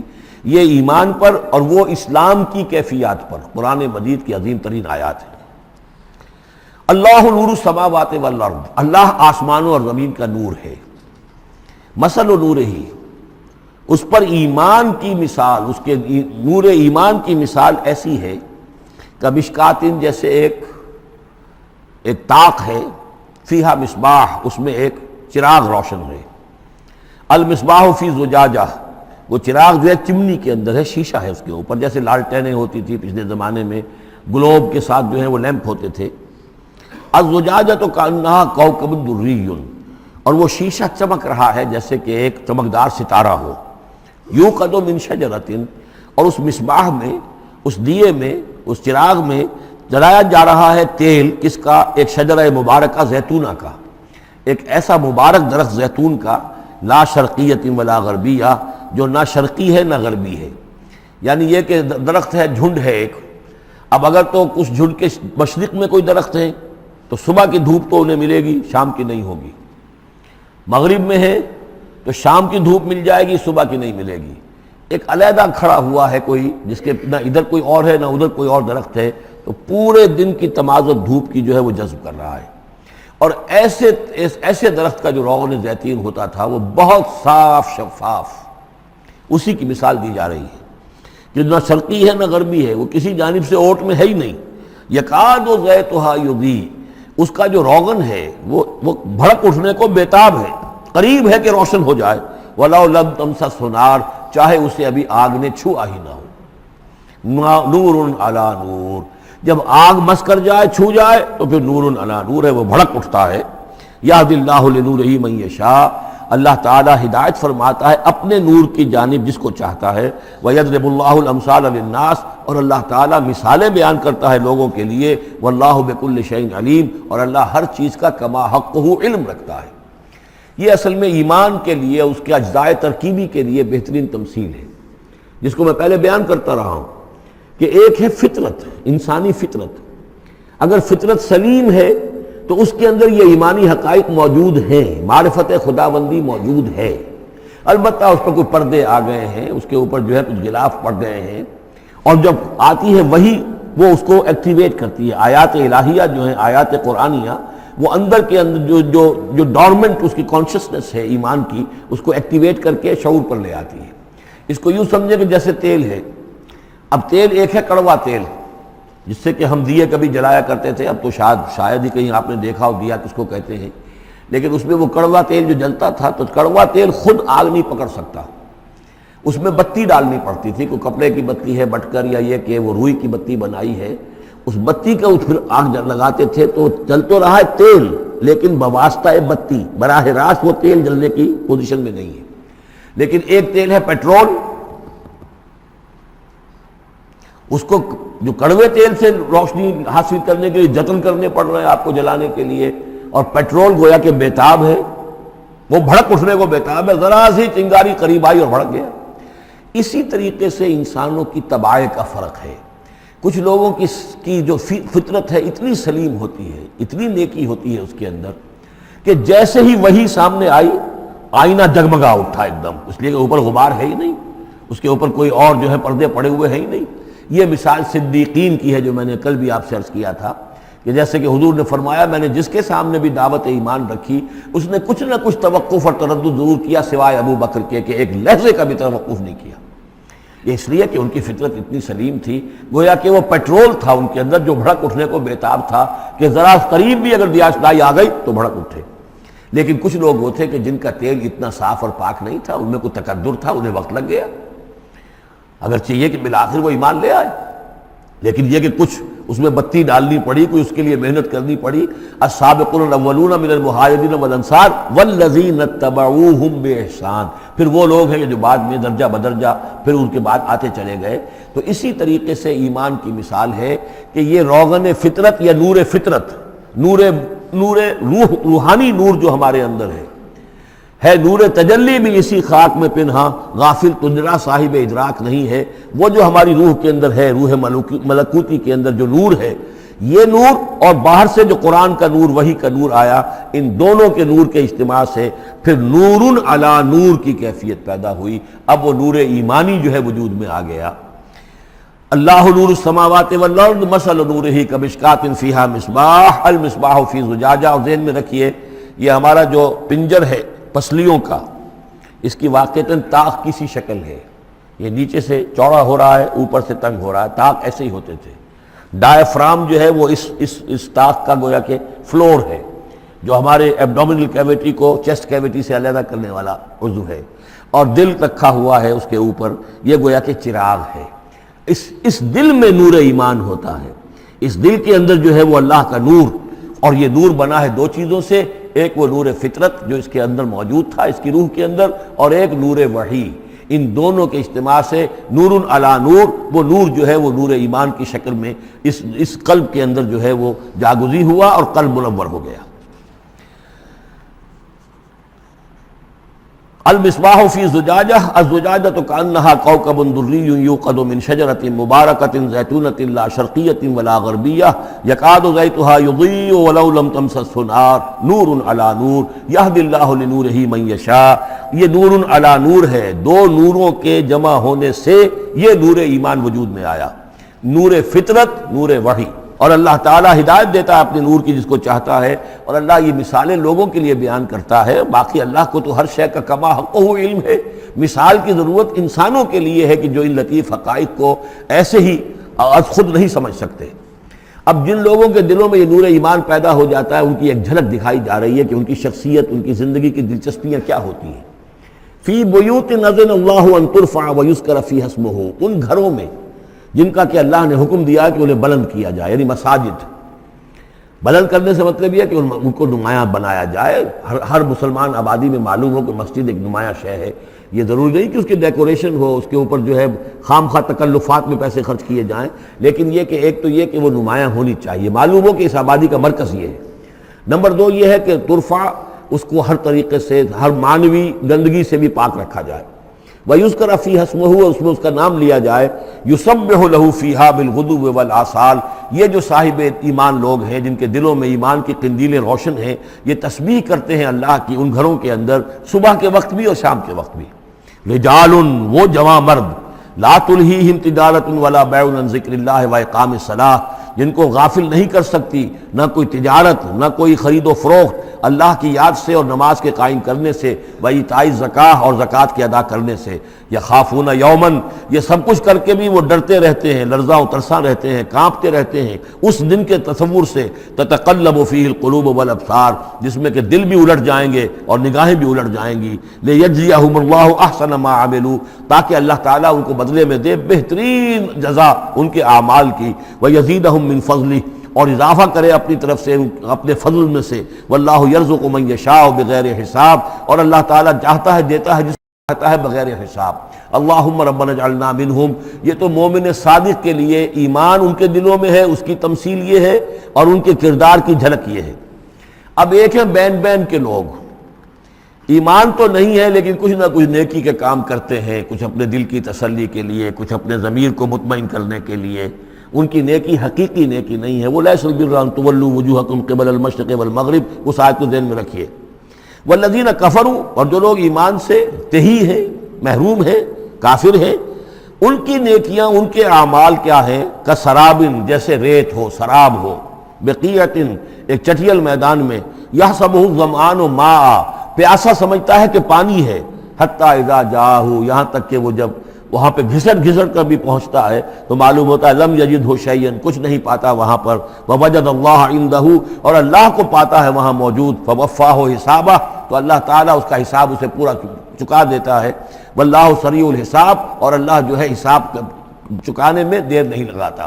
یعنی یہ جو نیکیاں ہوتی جھوٹی نیکیاں، ملمے کی نیکیاں، حقیقی ایمان نہیں ہے، ایمان باللہ نہیں ہے، ایمان بالآخرت نہیں ہے، لیکن یوں ہی کچھ نہ کچھ نیکیاں ہیں، کچھ خدمت خلق کے کام ہے، اس طرح کی چیزیں اللہ کی نگاہ میں ان کی کوئی وقت نہیں۔ اس کے لیے پہلے ایک مثال سورہ ابراہیم میں آ چکی ہے، دوسری مثال یہ کہ یہ نیکیاں سراب کے مانند ہیں، جنہیں پیاسا سمجھتا ہے کہ یہ پانی ہے، حقیقت میں پانی نہیں ہے۔ اب تیسرا جو کردار ہے وہ یہ ہے کہ جن کے دلوں میں، جن کی زندگیوں میں یہ جھوٹ موٹ کی نیکی بھی نہیں ہے، نفس پرستی اور دنیا پرستی، اور ان کے اندر ہر طرح کی گندگی جو ہے وہ آ چکی ہے۔ ان کی مثال کیا ہے؟ او کظلمات فی بحر اللجی، یا جیسے کہ اندھیرے ہوں ایک بڑے گہرے سمندر میں، یغشاہ موج، اس کے اوپر ایک موج چڑھی ہوئی ہو، من فوقہ موج، اس کے اوپر ایک اور موج ہو، من فوقہ سحاب، اور اوپر جو ہے بادل بھی ہوں، یعنی اندھیری رات ہے، کوئی روشنی نہیں، اوپر بادل ہے، نہ چاند اور ستاروں کی کوئی روشنی نہیں آ رہی، اور اس کے ساتھ ہی یہ ہے کہ موج کے اوپر موج چڑھی ہوئی ہے۔ ظلمات بعضها فوق بعض، یہ اندھیروں پر اندھیرے ہیں۔ اذا اخرج یدہ لم یکد یراہا، جب وہ اپنا ہاتھ نکالتا ہے تو اس کو بھی نہیں دیکھ سکتا، جسے ہم کہتے ہیں اپنے محاورے میں ہاتھ کو ہاتھ سجائی نہیں دیتا۔ وَأَلَّمْ يَجْعَلِ اللَّهُ لَهُ نُورًا، اور جس کو اللہ تعالیٰ ہی نے کوئی نور عطا نہ کیا ہو، فما لہ من نور، تو اس کے لیے پھر کہیں کوئی نور نہیں ہے۔ یہ وہ لوگ ہیں کہ جن کی زندگیاں کسی ملمے کی نیکی سے بھی خالی ہیں، اندھیارے ہی اندھیارے ہیں، ظلمات فوق بعضها فوق بعض۔ الم تر ان اللہ یسبح له من فی السماوات والارض، کیا تم دیکھتے نہیں ہو کہ اللہ کی تسبیح کرتی ہے وہ سب چیزیں، وہ سب وہ کرتے ہیں، وہ سب جو آسمانوں میں ہے اور جو زمین میں ہے، اور نہ صرف آسمانوں اور زمین میں بلکہ ان دونوں کے مابین جو السماء میں جو ہے، والطیر صافات، اور یہ جو پرندے ہیں جو اپنے پروں کو پھیلائے ہوئے ہیں، یہ بھی اللہ کی تسبیح کر رہے ہیں۔ کل قد علم صلاتہ و تسبیحہ، ہر ایک کے علم میں ہے، ہر ایک نے جان لی ہے اپنی نماز، اپنی صلاۃ اور اپنی تسبیح۔ یہ وہی بات ہے جو سورہ بنی اسرائیل میں آ چکی ہے، وَإِن مِّن شَيْءٍ إِلَّا يُسَبِّحُ بِحَمْدِهِ وَلَٰكِن لَّا تَفْقَهُونَ تَسْبِيحَهُمْ، کوئی شے نہیں ہے اس کائنات میں جو اللہ کی تسبیح و تحمید نہ کر رہی ہو، لیکن تمہیں اس کا شعور نہیں ہو سکتا۔ وَاللَّهُ عَلِيمٌ بِمَا يَفْعَلُونَ، اور جو کچھ وہ کرتے ہیں اللہ کے علم میں ہے۔ وَلِلَّهِ مُلْكُ السَّمَاوَاتِ وَالْأَرْضِ، اور اللہ ہی کے لیے ہے آسمانوں اور زمین کی بادشاہی۔ وَإِلَى اللَّهِ الْمَصِيرُ، اور اللہ ہی کی طرف لوٹ جانا ہے۔ الم تر ان اللہ یسجی سحابا، کیا تم دیکھتے نہیں ہو کہ اللہ تعالیٰ ہانک کر لاتا ہے بادلوں کو، کہاں سے ہوائیں لے کر چل رہی ہیں بادلوں کو، کہیں تو بے آف بنگال سے وہ اٹھی ہیں مانسون کی ہوائیں، اور کہاں تک پہنچ جاتی ہیں؟ پاکستان تک۔ ان اللہ یسجی سحابا ثم یؤلف بینہ، پھر ان بادلوں کو آپس میں جوڑ دیتا ہے، ثم یجعلہ رکاما، پھر ان کو تہ بر تہ کر دیتا ہے۔ اب یہ تہ برتہ کا معاملہ جو ہے، دیکھیے ہوائی سفر جس نے کیا ہے اسے اس کا تجربہ ہوتا ہے. جب جہاز چڑھتا ہے تب بھی وہ جب بادلوں کے اندر سے گزرتا ہے تو صاف نظر آتا ہے ایک تہ، اس کے بعد پھر خلا ہے، پھر ایک اور تہ، پھر خلا ہے، پھر ایک اور تہ، اترتے ہوئے بھی اسی طریقے سے تہ برتہ بادل. رکامن فتر الودق یخرج من خلالہ، تو تم دیکھتے ہو کہ بارش برستا ہے ان دونوں، ان کے بین سے، ان کے بیچ سے برستی ہے بارش، پانی برستا ہے. وَيُنَزِّلُ مِنَ السَّمَاءِ مِن جِبَالٍ فِيهَا مِن بَرَدٍ، اور اللہ تعالیٰ اتارتا ہے آسمان سے وہ پہاڑ بھی کہ جن میں وہ اولے ہوتے ہیں، یعنی یہ کہ اولے جو آ رہے ہیں زمین پر تو معلوم ہوتا ہے کہ جیسے ان کے بھی کوئی پہاڑ ہے آسمانوں کے اندر. فَيُصِيبُ بِهِ مَن يَشَاءُ، تو اللہ تعالیٰ یہ اولے برسا دیتا ہے جس پر چاہتا ہے، یعنی جس کی کھیتی برباد اللہ کو کرنی ہوتی ہے کسی سبب سے، اس کی کھیتی کے اوپر یہ اولے جا کے برس جاتے ہیں. وَيَصْرِفُهُ عَن مَن يَشَاءُ، اور ان کا رخ پھیر دیتا ہے جس سے چاہتا ہے. ایسا بھی ہوتا ہے بعض اوقات کہ بالکل ایک کھیت جو ہے وہ بالکل تباہ و برباد ہو گیا ہے اور برابر کا کھیت بالکل ٹھیک ہے، اس کے اوپر کوئی اولا نہیں گرا. یکاد سنا برقہ یذہب بالابصار، اور اس کی جو بجلی کی کوند ہے وہ اس قریب ہے کہ وہ لوگوں کی نگاہوں کو اچک کر لے جائے. یقلب اللہ اللیل والنہار، اللہ تعالیٰ عدلتا بدلتا رہتا ہے دن اور رات کو. ان فی ذلک لعبرۃ لاولی الابصار، یقیناً اس میں دھیان کرنے کا اور سبق سیکھنے کا اور عبرت حاصل کرنے کا مواد ہے ہوش مندوں کے لیے، آنکھ والوں کے لیے، دیکھنے والوں کے لیے. واللہ خلق کل دابۃ من ماء، اور اللہ نے بنائی ہے ہر جاندار چیز اس زمین کے اوپر پانی سے. فمنہم من یمشی علی بطنہ،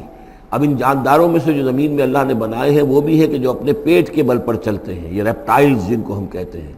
ریپٹائلز ہیں جو اپنے پیٹ کے بل پر چل رہے ہیں. منہم من یمشی علی رجلین، اور ان میں وہ بھی ہیں کہ جو دو ٹانگوں پر چلتے ہیں. اب ہم بھی انہی میں سے ہیں، اور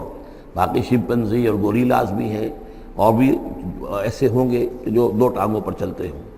وَمِنْهُمْ مَنْ يَمْشِي عَلَىٰ أَرْبَعٍ، سب سے زیادہ کثیر تعداد جو ہے وہ زمینی حیوانات کے اندر ان کی ہے کہ جو چار پر چلتے ہیں. یخلق اللہ ما یشاء، اللہ تعالیٰ پیدا کرتا ہے جو چاہتا ہے. ان اللہ علی کل شیء قدیر، یقیناً اللہ تعالیٰ ہر چیز پر قادر ہے. اب کافی عرصے کے بعد منافقین کا تذکرہ قرآن مجید میں ہو رہا ہے، چونکہ یہ ہم نے سورہ یونس سے لے کر اور سورہ مومنون تک جو 14 صورتیں پڑھی ہیں ان میں تو سارا معاملہ تھا مشرکین عرب سے، کفار سے، مشرکین سے، ساری بحث ان سے تھی. کہیں کہیں گفتگو کا رخ جو ہے وہ اہل کتاب کی طرف ہوئے سخن، بغیر انہیں باضابطہ خطاب کیے ہوئے، اور یا پھر تیسرا خطاب حضور سے ہے ذاتی، اور حضور کی وصیت سے اہل ایمان کے ساتھ. اور ابھی وہاں نفاق کا کوئی اس قسم کا موجود نہیں تھا معاملہ کہ منافقین کے ساتھ کوئی رد و قضا ہوتی. لیکن یہ تو چونکہ سورۃ نازل ہو رہی ہے سن 6 ہجری میں، یہ گویا کہ یوں سمجھیے کہ عین مدنی جو دور ہے اس کا عین وسط ہے. بالکل سن 11 میں حضور کا انتقال ہوا ہے، تو سن 6 یوں سمجھیے کہ ان دونوں کے بالکل وسط کے اندر ہے. یہ بالکل درمیانی دور ہے مدنی دور کا. یہاں پر اب تذکرہ ہو رہا ہے منافقین کا. لقد انزلنا آیات مبینات، ہم نے نازل کی ہیں روشن آیات. واللہ یہدی من یشاء الی صراط مستقیم، اور اللہ تعالیٰ ہدایت دیتا ہے جس کو چاہتا ہے سیدھے راستے کی طرف. وَيَقُولُونَ آمَنَّا بِاللَّهِ، اور کچھ لوگ وہ بھی ہیں جو کہتے ہیں ایمان لائے اللہ پر، وبالرسول، اور اللہ کے رسول پر، وَأَطَعْنَا، اور ہم نے اطاعت قبول کی. ثُمَّ يَتَوَلَّىٰ فَرِيقٌ مِّنْهُمْ، پھر ان میں سے ایک جماعت جو ہے پیٹھ موڑ کر جاتی ہے. من بعد ذالک، اس کے بعد، یعنی اب اس کے بعد یہ سب کچھ کہہ کر قول و قرار کر کے اطاعت کا یہاں دم بھر کر جاتے ہیں، لیکن پھر طرز عمل ان کا کچھ اور ہوتا ہے. وَمَا أُولَٰئِكَ بِالْمُؤْمِنِينَ، اور یہ لوگ حقیقی مومن نہیں ہیں.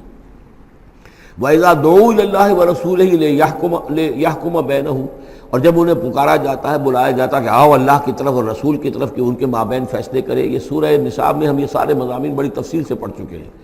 کہ وہ لوگ چاہتے تھے کہ اپنے مقدمات جو ہیں وہ یہودیوں کی عدالت میں لے جائیں، اس لیے کہ حضور کے ہاں انہیں اندیشہ ہوتا تھا کہ یہاں تو بالکل صحیح فیصلہ ہو جائے گا. تو اس طرح کا جو ان کا کردار تھا، جب انہیں بلایا جاتا ہے اللہ کے اور اس کے رسول کی طرف کہ آؤ کہ وہ فیصلہ کرے تمہارے مابین، اذا فریق منہم معرضون، تو ان میں سے ایک گروہ اور ایک جماعت ایسی ہے جو اعراض کرتی ہے اور کرنی کترا جاتی ہے.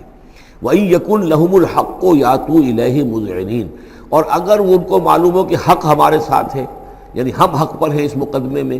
تو پھر وہ آتے ہیں بڑا یقین کا اظہار کرتے ہوئے، اذعان کے ساتھ اور یقین کے ساتھ، اور اپنے ایمان کا اظہار کرتے ہوئے، کیونکہ انہیں یقین ہے کہ ہمارا کیس سچا ہے اور حضور کی عدالت میں ہم جائیں گے تو ہمارے حق میں فیصلہ ہو جائے گا، تو اب کوئی رکاوٹ نہیں. یاتوا الیہ مذعنین، خوب یقین کا، اعتماد کا اظہار کرتے ہوئے آتے ہیں۔ افی قلوبہم مرض، کیا ان کے دلوں میں روگ ہے؟ ام ارتابوا، یا یہ شکوک میں مبتلا ہو گئے ہیں؟ ام یخافون ان یحیف اللہ علیہم، یا انہیں یہ اندیشہ ہے کہ اللہ تعالیٰ جو ہے ان کے ساتھ ناانصافی کرے گا، ورسولہ، اور اس کے رسول، بل اولئک هم الظالمون، نہیں بلکہ حقیقت میں یہی ظالم ہیں۔ ایمان کی اصل حقیقت سے چونکہ یہ محروم ہے، لہذا ساری غلطی ان کے اپنے کردار میں ہے۔ انما کان قول المؤمنین اذا دعوا الی اللہ ورسولہ لیحکم بینہم، جو حقیقی مومن ہوتے ہیں ان کو تو جب بلایا جاتا ہے اللہ کی طرف اور اس کے رسول کی طرف کہ وہ فیصلہ کرے ان کے مابین، تو ان کا قول تو یہی ہوتا ہے ان یقولوا سمعنا واطعنا، کہ وہ کہتے ہیں کہ ہم نے سنا اور ہم نے مانا، ہم حاضر ہیں، جو بھی فیصلہ محمد رسول اللہ کا ہوگا ہم اسے بصر و چشم تسلیم کریں گے۔ انما کان قول المؤمنین اذا دعوا الی اللہ ورسولہ لیحکم بینہم ان یقولوا سمعنا واطعنا واولئک هم المفلحون، اور یقیناً وہی لوگ ہیں جو پھر فلاح پانے والے ہیں۔ ومن یطع اللہ ورسولہ، اور جو اللہ کی اور اس کے رسول کی اطاعت کرتا ہے، ویخشى اللہ ویتقہ، اور اللہ کا خوف بھی رکھتا ہے، اس کا تقوی اختیار کرتا ہے، فاولئک هم الفائزون، تو یقیناً وہی لوگ ہیں کہ جو کامیاب ہونے والے ہیں۔ وہ اکثر کہتے ہیں، اللہ تعالیٰ کی قسمیں کھاتے ہیں اپنی امکانی حد تک، لئن امرتہم، اے نبی اگر آپ حکم دیں گے، لَيَخْرُجُنَّ، تو وہ لازماً نکل جائیں گے۔ آپ حکم دے دیے میں ہم حاضر ہیں، ویسے میری یہ مجبوری ہے، یہ میری تکلیف ہے، یہ مسئلہ ہے، ویسے آپ حکم دیں گے اگر، تو میں بالکل حاضر ہوں۔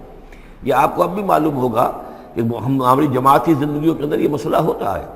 کہ کوئی امیر ہے، اس نے ایک بات کہی ہے، کھل کر اس نے کہہ دیا ہے کہ میں یہ چاہتا ہوں کہ معاملہ اس طرح کیا جائے۔ اب کچھ لوگ کرنے کا اتراتے ہیں، اچھا جی اگر آپ حکم دیں گے تو میں کروں گا۔ لیکن یہ کیا بات ہے، جب وہ امیر ہے آپ کا اور وہ بات کہہ رہا ہے تو اس کی بات کو آپ حکم کیوں نہیں سمجھ رہے؟ اسی طریقے سے حضور صلی اللہ علیہ وسلم نے جب فرما دیا ہے کہ نکلنا ہے، اب دشمن کے مقابلے کے لیے نکلو، اب وہ آپ چاہتے ہیں پی پی کال کر کے حضور ایک ایک کی خوشامد کریں کہ آئیے آپ ضرور نکلیے، خدا کے لیے ضرور چلیے، یہ حضور کرنے والے نہیں ہیں۔ وَأَقْسَمُوا بِاللَّهِ جَهْدَ أَيْمَانِهِمْ، اور یہ اللہ کی قسمیں کھا کھا کر کہتے ہیں اپنی امکانی حد تک، لئن امرتہم، اے نبی آپ کا حکم ہوگا تو میں حاضر ہوں، لَيَخْرُجُنَّ، ہم ضرور نکلیں گے۔ قُلْ لَا تُقْسِمُوا، اے نبی ان سے کہیے تم قسمیں مت کھاؤ، طاعۃ معروفہ، معروف طریقے پر اطاعت اختیار کرو۔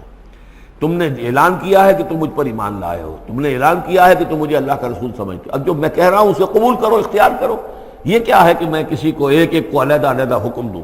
ان اللہ خبیر بما تعملون، یقیناً جو کچھ تم کر رہے ہو اللہ اس سے باخبر ہے۔ قل اطیعوا اللہ واطیعوا الرسول، اے نبی کہہ دیجئے۔ اب دیکھیے نوٹ کر لیجئے، سورہ نساء میں نے تفصیل سے آپ کو بیان کیا تھا کہ منافقین پر تین ہی چیزیں بھاری تھیں۔ نمبر ایک، حضور کی شخصی اطاعت کرنا، نمبر دو، جہاد اور قتال کے لیے نکلنا، نمبر تین، ہجرت۔ تین ایشوز کے اوپر بڑی تفصیل سے وہاں گفتگو ہو چکی ہے۔ یہاں اطاعت رسول کو جو ہے، جو پہلا مضمون تھا سورہ نساء میں، اسی کو زیادہ موقت کیا جا رہا ہے۔ قل اطیعوا اللہ واطیعوا الرسول، کہیے ان سے اطاعت کرو، اللہ کی اطاعت کرو، اس کے رسول کی صلی اللہ علیہ وسلم۔ فإن تولوا، پھر اگر یہ پیٹھ موڑ لے، اگر تم منہ پھیرو گے، اگر منہ موڑ لو گے، فإنما علیہ ما حمل، تو سن لو ہمارے نبی پر ذمہ داری ہے اس کام کی جو ہم نے ان پر ڈالا ہے۔ وعلیکم ما حملتم، اور تم سے باز پرس ہوگی اس کی جو تمہارے اوپر ڈالا گیا ہے۔ یعنی نبی نے جو ذمہ داری تھی اللہ کا دین تم تک پہنچایا، اللہ کے احکام پہنچا دیے، ان کا کام جو ہے اس پر ختم ہو گیا۔ اب اطاعت کرنا، اس کی تعمیل کرنا، اس کے حکم پر چلنا، اللہ کے دین کے لیے تن من دھن لگانا، اور یہ سارا کام تمہیں کرنا ہے۔ تو جو ان کی ذمہ داری ہے وہ ادا کریں گے، اور اللہ کے ہاں ان سے ان کے بارے میں سوال کر لیا جائے گا، اور جو تمہاری ذمہ داری ہے ظاہر بات ہے کہ اس کے جواب بھی تمہیں کرنی ہے۔ اس میں یہ بھی ہوتا ہے بسا اوقات کہ کسی شخص کو یہ گمان ہو جائے، ظاہر بات ہے میں نے آپ کو سنایا تھا کہ ایک شخص نے کہہ دیا تھا حضور سے، اے دل یا محمد، اے محمد عدل سے کام لیجیے صلی اللہ علیہ وسلم۔ بڑی گستاخی کے ساتھ اس نے کہا، گویا کہ الزام لگایا کہ آپ یہ جو صدقات کی جو تقسیم کر رہے ہیں یا مال غنیمت تقسیم کر رہے ہیں، اس میں آپ عدل سے کام نہیں لے رہے۔ تو حضور نے بھی غصے میں جواب دیا تھا کہ انما عدل فلم یا عدل، اگر میں عدل نہیں کروں گا تو کون کرے گا؟ اسی طریقے سے ہو سکتا ہے کسی جماعتی زندگی کے اندر کوئی امیر ہے اور اس سے کوئی شخص یہ محسوس کرے، اس کا ساتھی، کہ مجھ پر زیادتی کی ہے انہوں نے، امیر نے زیادتی کی ہے، کوئی بات نہیں، امیر نے زیادتی کی ہے تو امیر اس کی جواب دہی اللہ کے ہاں کر لے گا۔ اللہ تعالیٰ کے ہاں جواب دہی ہو جائے گی، اور اگر ہو سکتا ہے اس کے کچھ جو بھی نیکیاں ہے وہ تمہارے حساب میں اللہ تعالیٰ درج کر دے، لینا دینا وہاں ہو جائے گا، ڈیبٹ کریڈٹ ہو جائے گا۔ لیکن اس کا مطلب یہ ہو کہ ناراض ہو کر بیٹھ رہا ہو کہ اب اپنی ذمہ داریاں ادا نہیں ہو رہی، تو پھر تو جواب دہی تمہاری ہو جائے گی اللہ کے ہاں، ایکسپلیشن کال تمہاری ہو جائے گی کہ ناراض ہو کر بیٹھ رہے ہیں کیونکہ انہوں نے میرے ساتھ یہ کیا ہے، لہذا میں بس اب کام کچھ نہیں کروں گا۔ یہ تو گویا کہ ایک منفی طرز عمل ہے۔ تمہیں جواب دہی کرنی ہے اپنے فرائض کی، اپنی ذمہ داریوں کی۔ تو یہ جماعتی زندگی سے متعلق بعض بہت اہم ہیں جو مباحث اس سورہ مبارکہ میں آئے ہیں، اور ان میں سے بعض ہمارا جو منتخب نصاب نمبر 2 ہے جو اس سورہ مبارکہ کی آخری آیات ہیں وہ اس کے ایک درس کی حیثیت سے اس میں شامل ہے۔ جو جماعتی زندگی جو ہے، جب ایک جماعت بنانی پڑے گی، اگر دین کا کام کرنا ہے تو اکیلے اکیلے تو نہیں ہو سکتا، جماعت کا نظم ہو، ایک ڈسپلن ہو، ایک حزب اللہ وجود میں آئے جو سورہ مائدہ میں ہم دیکھ آئے ہیں، فَإِنَّ حِزْبَ اللَّهِ هُمُ الْغَالِبُونَ۔ غلبہ جو ہے تو وہ حزب اللہ کو اللہ تعالیٰ دیتا ہے، ید اللہ علی الجماعہ، جماعت کے اوپر اللہ کا ہاتھ ہے، جماعت کی کو اللہ کی نصرت اور تائید حاصل ہوتی ہے۔ اس جماعتی زندگی کے بعد ایسے نفسیاتی معاملات ہوتے ہیں اور اس کے اندر بعض ایسے حساس مسائل ہوتے ہیں کہ جن کے بارے میں بڑی عمدہ رہنمائی دی گئی ہے مختلف مقامات پر۔ ان پر ہم نے پھر مرتب کیا ہے منتخب نصاب، مطالعہ قرآن حکیم کا منتخب نصاب نمبر 2۔ قُلْ اطیعوا اللہ واطیعوا الرسول، ان پر جو ذمہ ہے وہ ان کی اپنی ذمہ داری کا، اور جو تمہارے اوپر جو بوجھ ہے اور جو تمہاری مسئولیت ہے وہ تمہاری ذمہ داری کی۔ وَإِن تُطِيعُوهُ تَهْتَدُوا، جان لو یہ اللہ کے رسول ہیں، اگر تم ان کی اطاعت پر کاربند رہو گے تبھی تم ہدایت یافتہ ہوگے۔ وَمَا عَلَى الرَّسُولِ إِلَّا الْبَلَاغُ الْمُبِينُ، اور ہمارے رسول پر سوائے صاف صاف پہنچا دینے کے اور کوئی ذمہ داری نہیں ہے۔ اب جو آیت آ رہی ہے یہ بھی طویل آیات میں سے اور عظیم ترین آیات میں سے آیت استخلاف، یہ خلافت کا جو اللہ تعالیٰ نے وعدہ کیا ہے اس امت سے۔ وعد اللہ الذین آمنوا منکم وعملوا الصالحات، اے مسلمانوں اللہ کا وعدہ ہے تم میں سے ان لوگوں کے ساتھ جو ایمان اور عمل صالح کی شرطیں پوری کر دیں گے۔ یہ نام کے مسلمان، نسلی مسلمان جو اللہ کے حکم پر چلتے بھی نہ ہوں، اللہ کے احکام کے مطابق عمل نہ کرتے ہوں، دین کے لیے تن من دھن لگانے کو تیار نہ ہوں، ان سے یہ وعدہ نہیں ہے۔ وعدہ حقیقی اہل ایمان جو ایمان حقیقی کی شرط پوری کرے اور ایمان کے جو عملی تقاضے ہیں ان کو بھی بجا لائے۔ وعد اللہ الذین آمنوا منکم وعملوا الصالحات لیستخلفنہم فی الارض، کہ وہ انہیں زمین میں خلافت عطا کرے گا، حکومت عطا کرے گا، غلبہ عطا کرے گا۔ کما استخلف الذین من قبلہم، جیسے کہ اس نے خلافت عطا کی تھی ان کو جو ان سے پہلے تھے۔ حضرت داؤد کو، حضرت طالوت کو، حضرت سلیمان کو جو خلافت دی گئی، بعد میں بھی مکابی حکومت قائم ہوئی ہے، اس میں بھی خلافت قائم ہوئی۔ تو یہ خلافت جیسے پہلے ہم نے دی تھی سابقہ امت مسلمہ کو، ایسے ہی اے امت محمد صلی اللہ علیہ وسلم تمہیں بھی خلافت دی جائے گی، بشرطے کہ ایمان اور عمل صالح کی یہ 2 شرطیں تم پوری کرو۔ اب یہ خلافت جو ہے اس کو 3 انداز میں یہاں بیان کیا گیا ہے۔ لَيَسْتَخْلِفَنَّهُمْ فِي الْأَرْضِ، انہیں لازماً خلافت دے گا زمین میں، حکومت دے گا، کما استخلف الذین من قبلہم، جیسے کہ خلافت دی تھی اور حکومت دی تھی ان کو کہ جو ان سے پہلے تھے۔ وَلَيُمَكِّنَنَّ لَهُمْ دِينَهُمُ الَّذِي ارْتَضَىٰ لَهُمْ، اور ان کے اس دین کو زمین میں غلبہ عطا کرے گا، قوت عطا کرے گا، تمکن عطا کرے گا جو اللہ نے ان کے لیے پسند کر لیا ہے۔ ظاہر بات ہے مسلمانوں کی خلافت ہے تو اس کے معنی کیا ہے؟ اللہ کے دین کا غلبہ ہے، وہ تو بات تو ایک ہی ہے، اللہ کا دین غالب، اس کے کیا معنی ہے؟ مسلمانوں کی خلافت۔ تو چیز ایک ہی ہے لیکن یہاں 3 الفاظ لا کر اس کی اہمیت کو نمایاں کیا جا رہا ہے 3 اعتبارات سے۔ وَلَا يُمَكِّنَنَّ لَهُمْ دِينَهُمُ الَّذِي ارْتَضَىٰ لَهُمْ، اب یہاں دیکھیے وہی لام مفتوح شروع میں فعل مضارع سے، اور اس کے بعد یہ نون مشدد، یہ سارے وعدے نہایت تاکیدی وعدے ہیں۔ لَيَسْتَخْلِفَنَّهُمْ فِي الْأَرْضِ كَمَا اسْتَخْلَفَ الَّذِينَ مِن قَبْلِهِمْ وَلَيُمَكِّنَنَّ لَهُمْ دِينَهُمُ الَّذِي ارْتَضَىٰ لَهُمْ، واللہ نے دین کون سا ہے جو پسند کر لیا ہے؟ الْيَوْمَ أَكْمَلْتُ لَكُمْ دِينَكُمْ وَأَتْمَمْتُ عَلَيْكُمْ نِعْمَتِي وَرَضِيتُ لَكُمُ الْإِسْلَامَ دِينًا، یہ آیت ہم پڑھ چکے ہیں سورہ مائدہ میں۔ اور تیسری بات وَلَيُبَدِّلَنَّهُم مِّن بَعْدِ خَوْفِهِمْ أَمْنًا، اللہ تعالیٰ ان کی خوف کی کیفیت جو ہے اس کو بدل دے گا امن کی کیفیت سے۔ ظاہر بات ہے جب تک کہ مسلمان کمزور تھے ان کے لیے خوف تھا، ابھی ادھر سے حملے کا اندیشہ ہے، ابھی ادھر سے حملے کا اندیشہ ہے، اب فلاں قبیلے کی طرف سے خبر آئی ہے کہ وہ فوجی تیاری کر رہا ہے، فوج کشی کرے گا، وہ خوف کی ایک کیفیت تھی جو ہر وقت طاری رہی ہے۔ ایمرجنسی کی کیفیت جو ہے مدینہ منورہ میں یوں سمجھیے کہ پورے 5 برس ایمرجنسی رہی ہے، ہر وقت ہر آن اندیشہ ہوتا تھا، خبریں آ رہی ہیں، اب ادھر سے کوئی قبیلہ حملہ کرنے والا ہے، اب یہ مکے میں کوئی ان کی ملاقاتیں ہوئی ہیں، کوئی سازش ہوئی ہے، ابھی کوئی خط چلا گیا ابو عامر راہب کا کوئی مشن ہے، یہ ساری خبریں آتی تھیں۔ لیکن یہ کہ اب اس کے بعد وہ وقت آ جائے گا کہ ان کا جو خوف کی کیفیت ہے بدل جائے گی امن سے۔ یعبدوننی لا یشرکون بی شیئا، میں یہاں اس کو سمجھتا ہوں مستقبل سے متعلق، جب ایسا ہو جائے گا تو پھر وہ میری بندگی کریں گے کہ اس میں کسی شے کی شرک جو ہے گوارا نہیں کریں گے۔ جب تک اللہ کی حکومت نہیں ہے تو ظاہر بات ہے کچھ نہ کچھ شرک تو ہو ہی رہا ہے۔ اب ہم یہاں رہ رہے ہیں، پاکستان میں رہ رہے ہیں، اللہ کا دین تو قائم نہیں ہے، قانون کس کا ہے؟ اللہ کا تو نہیں ہے۔ تو گویا کہ ہم قومی اعتبار سے، اجتماعی اعتبار سے کفر اور شرک میں زندگی بسر کر رہے ہیں۔ ہاں ہمارا اپنا کوئی عقیدہ فرض کیجئے ہے بھی ٹھیک، بالکل مشرکانہ اوہام سے ہم نے اپنے آپ کو پاک کر لیا ہے، اور توحید فی العقیدہ ہماری بالکل صحیح ہے، لیکن سوال یہ کہ ہم اس ملک کے شہری ہیں، اس ملک کا دستور ہے، اس ملک کے اندر جو ہے اللہ کی حکومت اور اللہ کے قانون کی بالادستی نہیں ہے، تو اس کے کیا معنی؟ ہم بھی اس کے شہری ہونے کی حیثیت سے اس میں ملوث ہیں۔ تو یہ ہے کہ یہ توحید کامل اس وقت ہوگی جب یکون الدین کلہ للہ، جب دین کل کا کل اللہ کے لیے ہو جائے گا۔ عملاً توحید کی تکمیل اس وقت ہوگی۔ یعبدوننی، میری بندگی کریں گے، لا یشرکون بی شیئا، اور میرے ساتھ کسی شے کو شریک نہیں کریں گے۔ ومن کفر بعد ذلک فاولئک هم الفاسقون، اور جو اس کے بعد بھی کفر کریں تو پھر وہ تو فاسق ہیں، ناہنجار ہیں، سرکش ہیں۔ اس کے بھی دو معنی ہو سکتے ہیں، جب دین کا غلبہ ہو گیا پھر بھی جو کفر کرے وہ تو معلوم ہوا کہ اس کے اندر خیر سرے سے ہے ہی نہیں۔ ایک یہ ہے کہ باطل کا غلبہ ہے، باطل کے غلبے میں کسی بندہ مومن کے لیے ایمان لانا مشکل ہے، ایمان پر قائم رہنا مشکل ہے، اسلام پر عمل کرنا مشکل ہے۔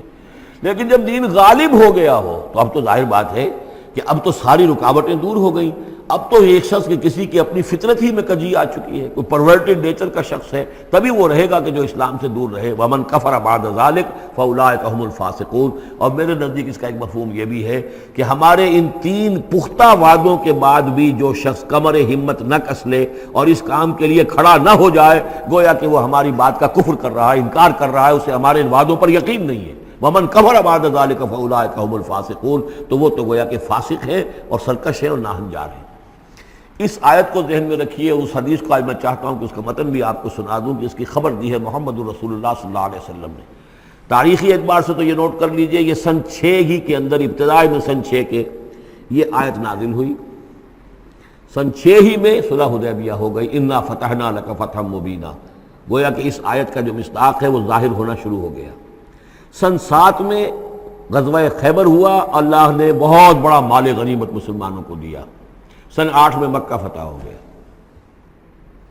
سن 9 میں موپنگ اپ آپریشن ہو گیا، اعلان کر دیا گیا حج کے اندر کہ آئندہ سے یہاں کوئی مشرک نہیں آئے گا، اور اب تمہارے لیے اتنی مہلت ہے، کسی کوئی معاہدہ قائم نہیں رہے گا، جو معاہدے ہیں میعادی ان کی میعاد ختم ہوتے ہی معاہدہ ختم، اور جن کی میعاد کوئی نہیں تھی ان کے لیے ہم 4 مہینے کی میعاد مقرر کر رہے ہیں کہ اس کے بعد کوئی معاہدہ کسی مشرک سے نہیں ہے، جب یہ مدت ختم ہو جائے گی قتل عام شروع ہو جائے گا۔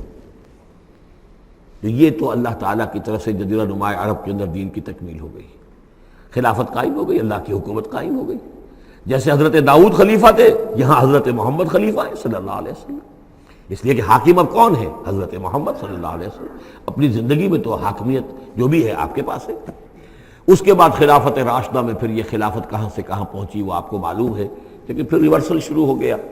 لیکن وہ حدیث میں آپ کو سنا رہا ہوں، حضرت نعمان بن بشیر سے مروی ہے رضی اللہ تعالیٰ عنہ، اور مسند احمد بن حنبل میں یہ روایت ہے کہ حضور نے یہ فرمایا صلی اللہ علیہ وسلم، تکون النبوۃ فیکم ما شاء اللہ ان تکون، مسلمانوں تمہارے مابین نبوت موجود رہے گی جب تک اللہ چاہے گا کہ رہے، یعنی میں موجود رہوں گا بنفس نفیس تمہارے مابین جب تک اللہ چاہے گا۔ ثم یرفع اللہ اذا شاء یرفعها، پھر اللہ تعالیٰ اس کو اٹھا لے گا جب چاہے گا، نبوت کو اٹھا لے گا، یعنی میرا انتقال ہو جائے گا تو ایک دور جو ہے وہ ختم ہو جائے گا۔ فرمایا ثم تکون خلافۃ علی منہاج النبوہ، پھر خلافت ہوگی نبوت کے نقش قدم پر، نبوت ہی کے طریقے پر، ٹھیک وہی نظام جو محمد عربی صلی اللہ علیہ وسلم نے قائم کیا تھا، بین ہی ایک بال کے فرق کے بغیر وہ نظام جو کا تو قائم رہے گا، خلافت علی منہاج النبوہ۔ فتکون ما شاء اللہ وان تکون، یہ بھی رہے گا جب تک اللہ چاہے گا یہ دور۔ ثم یرفع اللہ اذا شاء یرفع، پھر اس دور کو بھی اللہ اٹھا لے گا جب اللہ چاہے گا۔ ثم تکون ملکن عاضا، پھر ملوکیت کا دور آئے گا، اور وہ کاٹ کھانے والی ملوکیت ہوگی، کاٹ کھانے والی ملوکیت، ظالم ملوکیت، اور یہ بھی رہے گا جب تک اللہ چاہے گا، پھر اللہ اس کو بھی اٹھا لے گا۔ پھر چوتھا دور آئے گا ثم تکون ملکا جبریا، پھر غلامی کی ملوکیت ہوگی، یعنی یہ دور جو ہمارا گزرا ہے کولونیل دور، پہلے یہ کہ ملوک تھے، بادشاہ تھے، چاہے وہ بنو عباس میں تھے یا بنو امیہ میں سے تھے، یا یہ کہ ترک تھے، مسلمان تو تھے، کلمہ گو تو تھے، ان میں کوئی کوئی نہ اچھا بھی ہوتا تھا، بہت اچھے لوگ بھی تھے، برے لوگ بھی تھے، لیکن مسلمان تو تھے، کلمہ گو تو تھے۔ لیکن چوتھا دور آیا کہ کہیں ہم انگریزوں کے غلام ہو گئے، کہیں ہم ولندیزیوں کے غلام ہو گئے، کہیں ہم فرانسیسیوں کے غلام ہو گئے، کولونیل پاورز۔ تو ہماری تو ملکہ معظمہ جو ہے ملکہ وکٹوریہ تھی، 1857 سے تو ہم ان کی رعایا بن گئے تھے، اس سے پہلے تو جو بھی تھی بہرحال ایسٹ انڈیا کمپنی جو تھی، لیکن یہ کہ بعد میں تو ہم براہ راست تاج برطانیہ کے غلام تھے۔ یہ چوتھا دور ہے جو تقریباً یوں سمجھیے کہ ابھی نصف میں پہنچا ہے، اس اعتبار سے کہ اگرچہ براہ راست وہ جو حکومتوں کا جو ہے جو یہاں پر تھا، جو بساط بچھی ہوئی تھی، وہ لپیٹ دی گئی ہے، لیکن ابھی مالیاتی اعتبار سے ریموٹ کنٹرول سے وہی قوتیں ہیں کہ جو آج بھی کنٹرول کر رہی ہیں ہمیں، یہ ریموٹ کنٹرول ہے۔ ابھی یہ چوتھا دور ختم نہیں ہوا ہے، پہلے یہ براہ راست آکوپیشن اور اپنی حکومتیں، اپنی فوجیں لا کر، اب یہ ہے کہ اس کے بغیر بائی پراکسی، چاہے ہمارے ہی آدمی بیٹھے ہوئے ہیں، لیکن اصل میں سارا جو ہے یہ مالیاتی جو ہے استعمار ہے، ایک نیا عالمی استعمار ہے۔ لیکن یہ استعمار جو ہے اس طرح کا کولونیل رول نہیں ہے کہ انگریز موجود ہیں، ان کی فوج موجود ہے، یا فرانسیسی فوج موجود ہے، یا اطالوی فوج موجود ہے، بلکہ یہ تو IMF اور ورلڈ بینک کا نظام ہے اس کے تحت، اور ملٹی نیشنل کمپنیوں کی۔ لیکن جو چوتھی جو خوشخبری کی بات ہے وہ یہ ہے کہ حضور نے فرمایا بالآخر یہ چوتھا دور بھی ختم ہو جائے گا، اور خوشخبری یہ ہے کہ ثم تکون خلافۃ علی منہاج النبوہ، پھر دور آئے گا خلافت علی منہاج النبوہ کا۔ ثم سکت رسول اللہ صلی اللہ، اس کے بعد حضور خاموش رہے، اس لیے کہ اس کے بعد پھر دنیا کے خاتمے کا معاملہ ہے۔ وہ خاتمے کے بارے میں عرض کر چکا ہوں، ایک طویل عرصے تک تو پوری دنیا میں وہ خلافت علی منہاج النبوہ رہے گی، گلوبل، اس لیے کہ حضور نے یہ بتا دیا ہے کہ اب جب یہ خلافت علی منہاج النبوت کا نظام آئے گا تو کل روئے ارضی پر ہوگا۔ مسلم شریف میں روایت ہے، یہ حضرت ثوبان حضور کے ایک آزاد شدہ غلام تھے، جیسے کہ حضرت زید ابن حارثہ بھی حضور کے غلام تھے، آپ نے آزاد دیا تھا، اسی طرح حضرت ثوبان بھی ہے، مولا ان ثوبان مولا رسول اللہ صلی اللہ علیہ وسلم۔ اس میں روایت کیا ہے، حضور نے فرمایا ان اللہ زوالی الارض، اللہ نے میرے لیے ساری زمین کو لپیٹ دیا یا سکیڑ دیا، فرائے تو مشارقہا و مغاربہا، تو میں نے سارے مشرق دیکھ لیے زمین کے، سارے مغرب دیکھ لیے، وَإِنَّ أُمَّتِي سَيَبْلُغُ مُلْكُهَا مَا زُوِيَ لِي مِنْهَا، اور میری امت کی حکومت ان تمام علاقوں پر قائم ہو کر رہے گی جو اس طرح زمین کو سکیڑ کر یا لپیٹ کر مجھے دکھا دیے گئے۔ اور یہ روایت صحیح مسلم کی ہے۔ اسی طرح کی ایک اور حدیث ہے حضرت مقداد بن الاسود سے رضی اللہ تعالی عنہ کہ اس روئے ارضی پر کوئی گھر اور کوئی خیمہ نہیں بچے گا، یعنی سیٹلڈ جو علاقے ہیں جہاں گھر ہیں، شہر ہیں، گھر بنے ہوئے ہیں، مکان بنے ہوئے ہیں، یا نومیڈک ٹرائبز جہاں بھی ہیں کہ وہ اپنے خیمے لے کے ادھر سے ادھر جاتے رہتے ہیں، نہ کوئی گھر بچے گا نہ خیمہ جس میں اللہ کا دین داخل نہ ہو جائے۔ بعز عزیز اور ذل ذلیل، یا تو یہ کہ گھر اور خیمے والا اسلام قبول کرے گا، اسلام اس کے گھر میں داخل ہوگا، اس کا بھی اعزاز ہوگا، اور یا وہ گھر والا اسلام قبول نہیں کرے گا لیکن اسلام کی بالادستی جو ہے تسلیم کرنی پڑے گی۔ یؤت الجزیۃ عن ید وہم صاغرون، یہ جو ہم پڑھ آئے ہیں سورہ توبہ کے اندر، تو گویا کہ اس کے گھر میں بھی اسلام تو آ گیا لیکن وہ بدبخت جو ہے اسلام کی نعمت سے اور اس کے اعزاز سے محروم رہا۔ یہ ہے وہ خبر کہ جو ہے صحیح احادیث ہیں، اور یہ منطقی طور پر بھی سمجھ لیجئے کہ قرآن مجید میں یہ بات واضح کر دی گئی کہ حضور کو بھیجا گیا غلبہ دین کے لیے، 3 دفعہ فرمایا۔ سورہ توبہ میں ہم پڑھ چکے ہیں، 2 مرتبہ آگے اور آنا ہے، هو الذی ارسل رسولہ بالہدی ودین الحق لیظہرہ علی الدین کلہ، اور 5 مرتبہ فرمایا کہ حضور کو بھیجا گیا پوری نوع انسانی کے لیے۔ اس کی سب سے نمایاں اور سب سے جو لوگوں کے اندر عام طور پر معروف آیت ہے وہ یہ ہے وَمَا أَرْسَلْنَاكَ إِلَّا كَافَّةً لِلنَّاسِ بَشِيرًا وَنَذِيرًا۔ ویسے ہم پڑھ آئے سورہ انبیاء میں وَمَا أَرْسَلْنَاكَ إِلَّا رَحْمَةً لِلْعَالَمِينَ، اس کا بھی مفہوم یہی ہے، تمام جہان والوں کے لیے ہم نے بھیجا ہے آپ کو رحمت بنا کر، اور ہم نے نہیں بھیجا ہے محمد آپ کو مگر پوری دنیا کے لیے، پوری نوع انسانی کے لیے بشیر اور نذیر بنا کر۔ ان دونوں کو جوڑیں تو اس کا منطقی نتیجہ بھی یہ ہے کہ حضور کی بعثت کا مقصد مکمل ہوگا ہی اس وقت جبکہ کل عالم انسانیت پر دین حق غالب ہو جائے، اور یہ ہو کر لینا ہے۔ ومن کفر بعد ذلک فاولئک هم الفاسقون واقیموا الصلاۃ وآتوا الزکاۃ، اور نماز قائم کرو اور زکوٰۃ ادا کرو، واطیعوا الرسول لعلکم ترحمون، رسول کی اطاعت کرو تاکہ تم پر رحم کیا جائے۔ چونکہ روح سخن منافقین کی طرف ہے، اور میں نے آپ کو بتایا تھا ان پر جو شاخ گزر رہی تھی وہ در حقیقت رسول کی اطاعت تھی۔ بار بار کہتے تھے یہ اپنے جی سے بات کہہ دیتے ہیں، آیت تو ابھی اتری نہیں، ابھی کوئی آیت تو آئی نہیں، قرآن میں تو ابھی یہ حکم آیا نہیں۔ یہ معاملہ جو ہے ان کو شاخ گزر رہا تھا حضور کی اطاعت۔ وَأَقِیمُوا الصَّلَاةَ وَآتُوا الزَّکَاةَ، اور نماز قائم کرو اور زکوٰۃ ادا کرو، وَأَطِیعُوا الرَّسُولَ لَعَلَّکُمْ تُرْحَمُونَ، اور اللہ رسول کی اطاعت کرو تاکہ تم پر رحم کیا جائے۔ لَا تَحْسَبَنَّ الَّذِينَ كَفَرُوا مُعْجِزِينَ فِي الْأَرْضِ، یہ کافر یہ نہ سمجھیں کہ وہ اللہ کو تھکا دیں گے یا ہرا دیں گے اس زمین میں۔ وَمَأْوَاهُمُ النَّارُ، ان کا ٹھکانہ آگ ہے، وَلَبِئْسَ الْمَصِيرُ، اور بہت برا ٹھکانہ ہے۔ یا ایھا الذین آمنوا لیستأذنکم الذین ملکت ایمانکم، اب وہی جو سماجی احکام کچھ دیے گئے تھے کہ اذن لیے بغیر تم داخل نہ ہو گھر میں، اور اس طرح کے آداب جو ہیں معاشرتی، ان کے ضمن میں مزید احکام آ رہے ہیں۔ یہ سورہ مبارکہ کی ترتیب یہ ہے، یوں سمجھیے کہ جیسے کوئی انگوٹھی ہو اور بڑا سا ہیرا جو ہے لگا ہوا ہے، دونوں طرف جو ہے وہ اس کا پتلے سائڈ سے یہ ہار ہے، اور اس کے نیچے جو ہے درمیان میں کوئی بڑا ہیرا ہے، دوسری طرف موتی ہے۔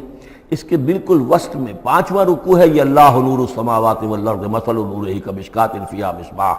اور آیت نمبر 35 وہ عظیم کوہ نور ہیرے کے مانند ہے۔ پھر دونوں طرف جو ہے یہ مضامین ہیں، کچھ ادھر ہیں سماجی احکام، کچھ ادھر ہیں سماجی احکام، اور اس طریقے سے یہ ایک عظیم بہت خوبصورت ہار کی شکل بن گئی۔ لیستأذنکم الذین ملکت ایمانکم، چاہیے کہ جو تمہارے غلام ہیں اور باندیاں ہیں وہ بھی اجازت لے کے اندر داخل ہوا کریں۔ والذین لم یبلغوا الحلم، اور وہ لوگ بھی تمہارے کہ جو کہ ابھی وہ بالغ نہیں ہوئے ہیں، وہ بچے بھی، منکم ثلاث مرات، 3 اوقات دن رات کے ایسے ہیں کہ جن میں خاص طور پر جو پرائیویسی کا اہتمام ہونا چاہیے، اور اس میں یہ کہ کوئی بھی اجازت لیے بغیر بچے بھی نہ جائیں۔ من قبل صلاۃ الفجر، ایک تو فجر کی نماز سے قبل، وحین تضعون ثیابکم من الظہیرۃ، اور جو تم ظہر کے وقت، ظہیرہ جس کو کہتے ہیں، اپنے کپڑے ذرا اتار کے سستاتے ہو، قیلولہ کرتے ہو، ہلکے کپڑوں کے اندر انسان لیٹتا ہے۔ ومن بعد صلاۃ العشاء، اور نماز عشاء کے بعد۔ ثلاث عورات لکم، یہ 3 اوقات تمہارے پردے کے اوقات ہیں، یہ تمہاری خاص پرائیویسی کے اوقات ہیں۔ لیس علیکم ولا علیہم جناح بعدہن، ان کے علاوہ عام حالات میں کوئی حرج نہیں ہے، بعدہن کہ وہ یعنی وہی تمہارے ملازم ہیں، تمہارے غلام ہیں یا باندیاں ہیں، یا اسی طریقے سے تمہارے بچے ہیں، طوافون علیکم بعضکم علی بعض، وہ آئیں جائیں گھروں کے اندر، ظاہر بات ہے کہ اس کمرے میں آئے ہیں، اس میں گئے ہیں، اس میں کوئی حرج نہیں ہے کہ وہ آئیں جائیں اور پھریں۔ کذالک یبین اللہ لکم الآیات، اسی طرح اللہ تعالیٰ تمہارے لیے اپنی آیات واضح کر رہا ہے، واللہ علیم الحکیم، اور اللہ تعالیٰ علیم اور حکیم ہے۔ وَإِذَا بَلَغَ الْأَطْفَالُ مِنْكُمُ الْحُلُمَ،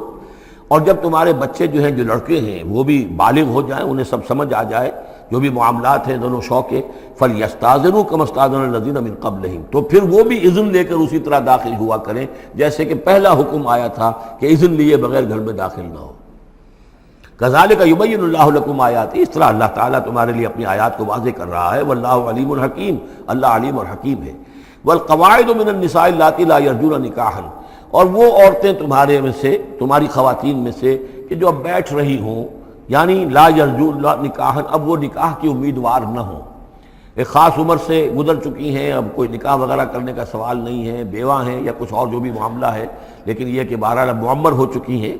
فَلَيْسَ عَلَيْهِنَّ جُنَاحٌ أَن يَضَعْنَ ثِيَابَهُنَّ، تو ان کے اوپر کوئی حرج نہیں ہے کہ وہ جو اپنے اضافی کپڑے ہیں وہ اتار دیا کریں، یعنی بڑی چادر لے کر ہی نکلنا ان کے لیے وہ لازم نہیں ہوگا، یا اگر اپنے گھروں کے اندر بیٹھ کر وہ جو اوڑھنیاں ہیں ان کو مکل مارنے کی جو ان کی پابندی دوسری خواتین پر ہے، اس میں ان کے لیے در بھی ہو سکتی ہے، اس لیے کہ اب وہ اس عمر سے گزر چکی ہیں۔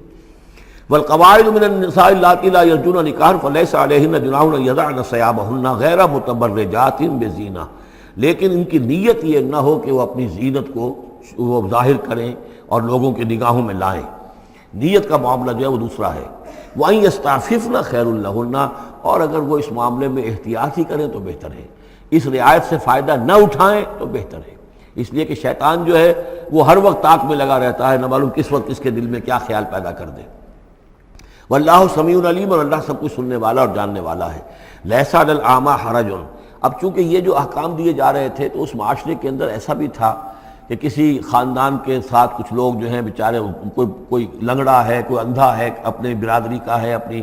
رشتہ داروں میں سے، وہ بھی گھر میں رہ رہا ہے، وہ اپنی کوئی آزاد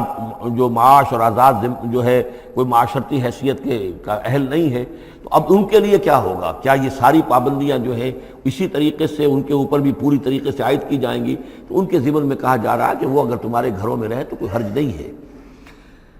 لیس علی الاعمی حرج، کوئی کسی اندھے کے اوپر کوئی حرج نہیں ہے، کوئی تکلیف نہیں ہے، ولا علی الاعرج حرج، اور نہ ہی کسی لنگڑے پر، ولا علی المریض، اور نہ بیمار پر حرج، ولا علی انفسکم، نہ تمہارے اوپر کوئی اس میں کوئی تنگی ہے، ان تاکلوا من بیوتکم و بیوت آبائکم، کہ تم کھانا کھایا کرو اپنے گھروں سے، اپنے باپوں کے گھروں سے، اور بیوت امہاتکم، یا اپنی ماؤں کے گھروں سے، اور بیوت اخوانکم، اپنے بھائیوں کے گھروں سے، اور بیوت اخواتکم، یا اپنی بہنوں کے گھروں سے، اور بیوت اعمامکم، یا اپنے چچاؤں کے گھروں سے، اور بیوت عماتکم، یا اپنی پھوپھیوں کے گھروں سے، اور بیوت اخوالکم، یا اپنے ماموں کے گھروں سے، اور بیوت خالاتکم، یا اپنی خالاؤں کے گھروں سے، او ما ملکت مفاتحہ، یا یہ کہ جس کی کنجیاں تمہارے ہاتھ میں ہے، کارخانہ ہے، اس کے مالک ہی تم ہو، وہاں جاؤ اور وہاں پر جا کر کھانا پینا ہو تو کھاؤ، اور صدیقکم، یا تمہارے اپنے دوست ہیں اس کے گھر سے، لیس علیکم جناح ان تاکلوا، کوئی حرج نہیں ہے تم پر اس میں، ان تاکلوا جمیعا، کہ سب مل کر کھاؤ، او اشتاتا، یا علیحدہ علیحدہ کھاؤ۔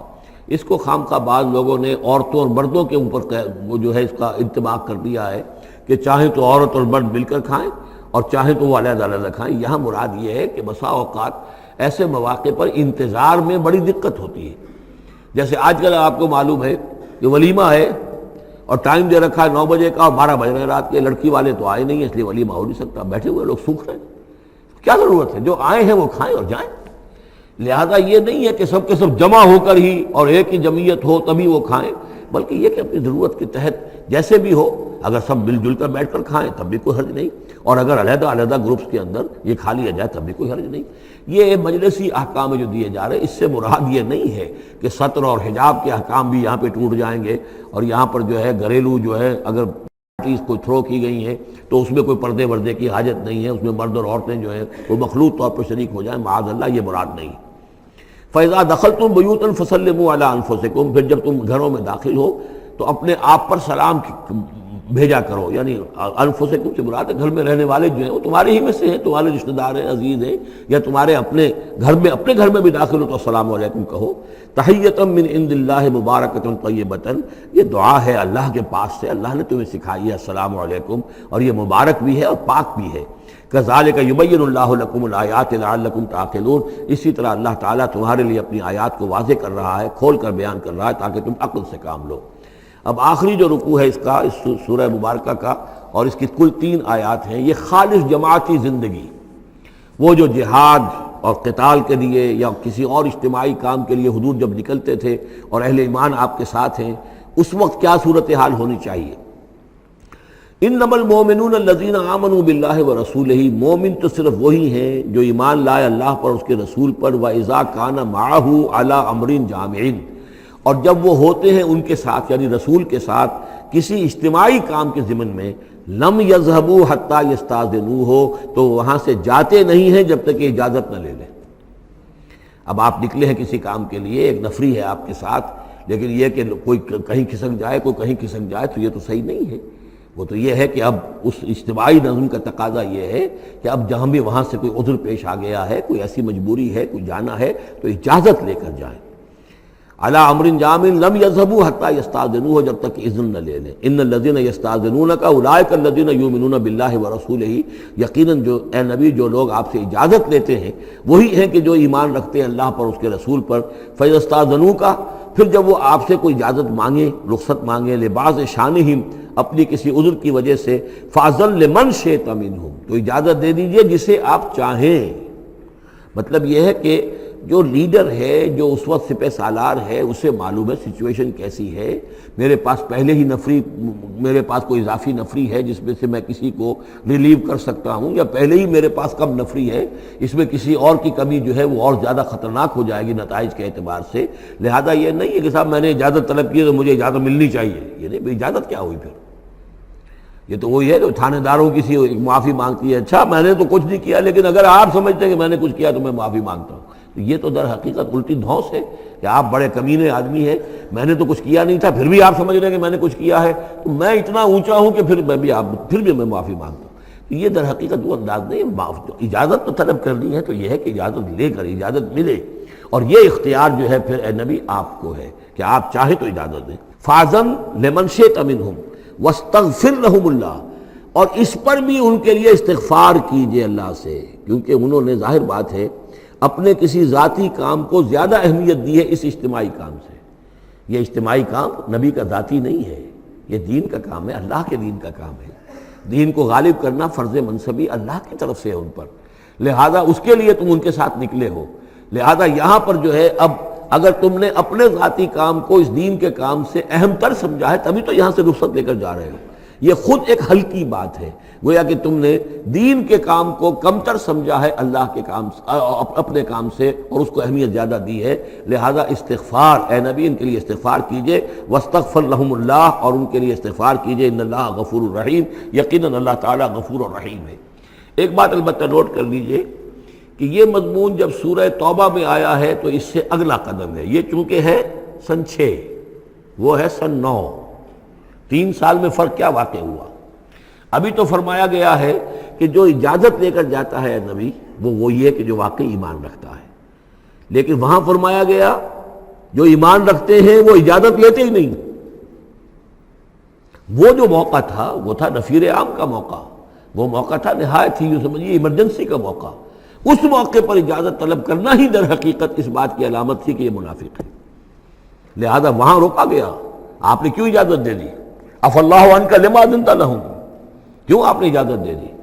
آپ کی اجازت آپ نہ دیتے تب بھی انہوں نے جانا نہیں تھا، تو ان کا جو نفاق کا پردہ چاک تو ہو جاتا نا، ان کی حقیقت تو کھل جاتی۔ تو یہ وقت کے حوالے سے ہے، اور اس کو درجہ بندی بھی کہہ سکتے ہیں۔ ایک وہ لوگ ہیں جو اس دین کے کام کے لیے اس درجے ہمتن اپنے آپ کو پیش کر چکے ہیں کہ دنیا کے کسی بھی کام کو اس سے اہم تر نہیں سمجھتے، وہ کیسے اجازت طلب کریں گے؟ اس سے نچلا درجہ ہے کہ وہ لوگ ہیں جو دین کے اس کام میں لگے ہوئے ہیں، لیکن کم سے کم نظم کی اتنی پابندی تو کرتے ہیں کہ اگر کہیں انہیں ضرورت پیش آ گئی جانا ہے تو اجازت لے کر جائیں۔ اس سے نیچے وہ لوگ ہیں جو اجازت کے بغیر ہی کھسک گئے تو معلوم ہے ان کا تو سرے سے اس کام سے سرے سے کوئی تعلق ہے ہی نہیں۔ تو درجہ بندی ہے، سیڑھیاں ہیں، اوپر کی سیڑھی کے اعتبار سے درمیانی سیڑھی نیچے ہے، لیکن نیچے والی سیڑھی کے اعتبار سے درمیانی اونچی ہے۔ تو یہ ریلیٹیو معاملہ جو ہے رہے گا کہ ایک وہ لوگ ہیں جو سرے سے اس کا بھی خیال نہیں کرتے کہ اجازت لیں، اجتماع ہے، کوئی اس کی معذرت بھی نہیں کی ہے، نہ بعد میں کی ہے، نہ پہلے کہا ہے کہ میں نہیں آ سکتا، معلوم ہوا کہ انہیں کچھ طرح سے احساس ہی نہیں ہے کہ ہم کسی نظم کے پابند ہیں اور ہماری کوئی ذمہ داری ہے۔ اس سے بہتر کم سے کم وہ لوگ ہیں کہ جو اپنا عذر پیش کر دیتے ہیں، اجازت لے لیتے ہیں۔ لیکن اس سے بھی بہتر اونچا درجہ ہے کہ دنیا کے کسی بھی کام کو دین کے اس کام سے اہم تر مت سمجھو، اللہ تعالیٰ تمہارے کام سنوارے گا، اللہ تعالیٰ تمہاری ذمہ داری قبول کر لے گا، تم اللہ کے کام کے لیے نکلو۔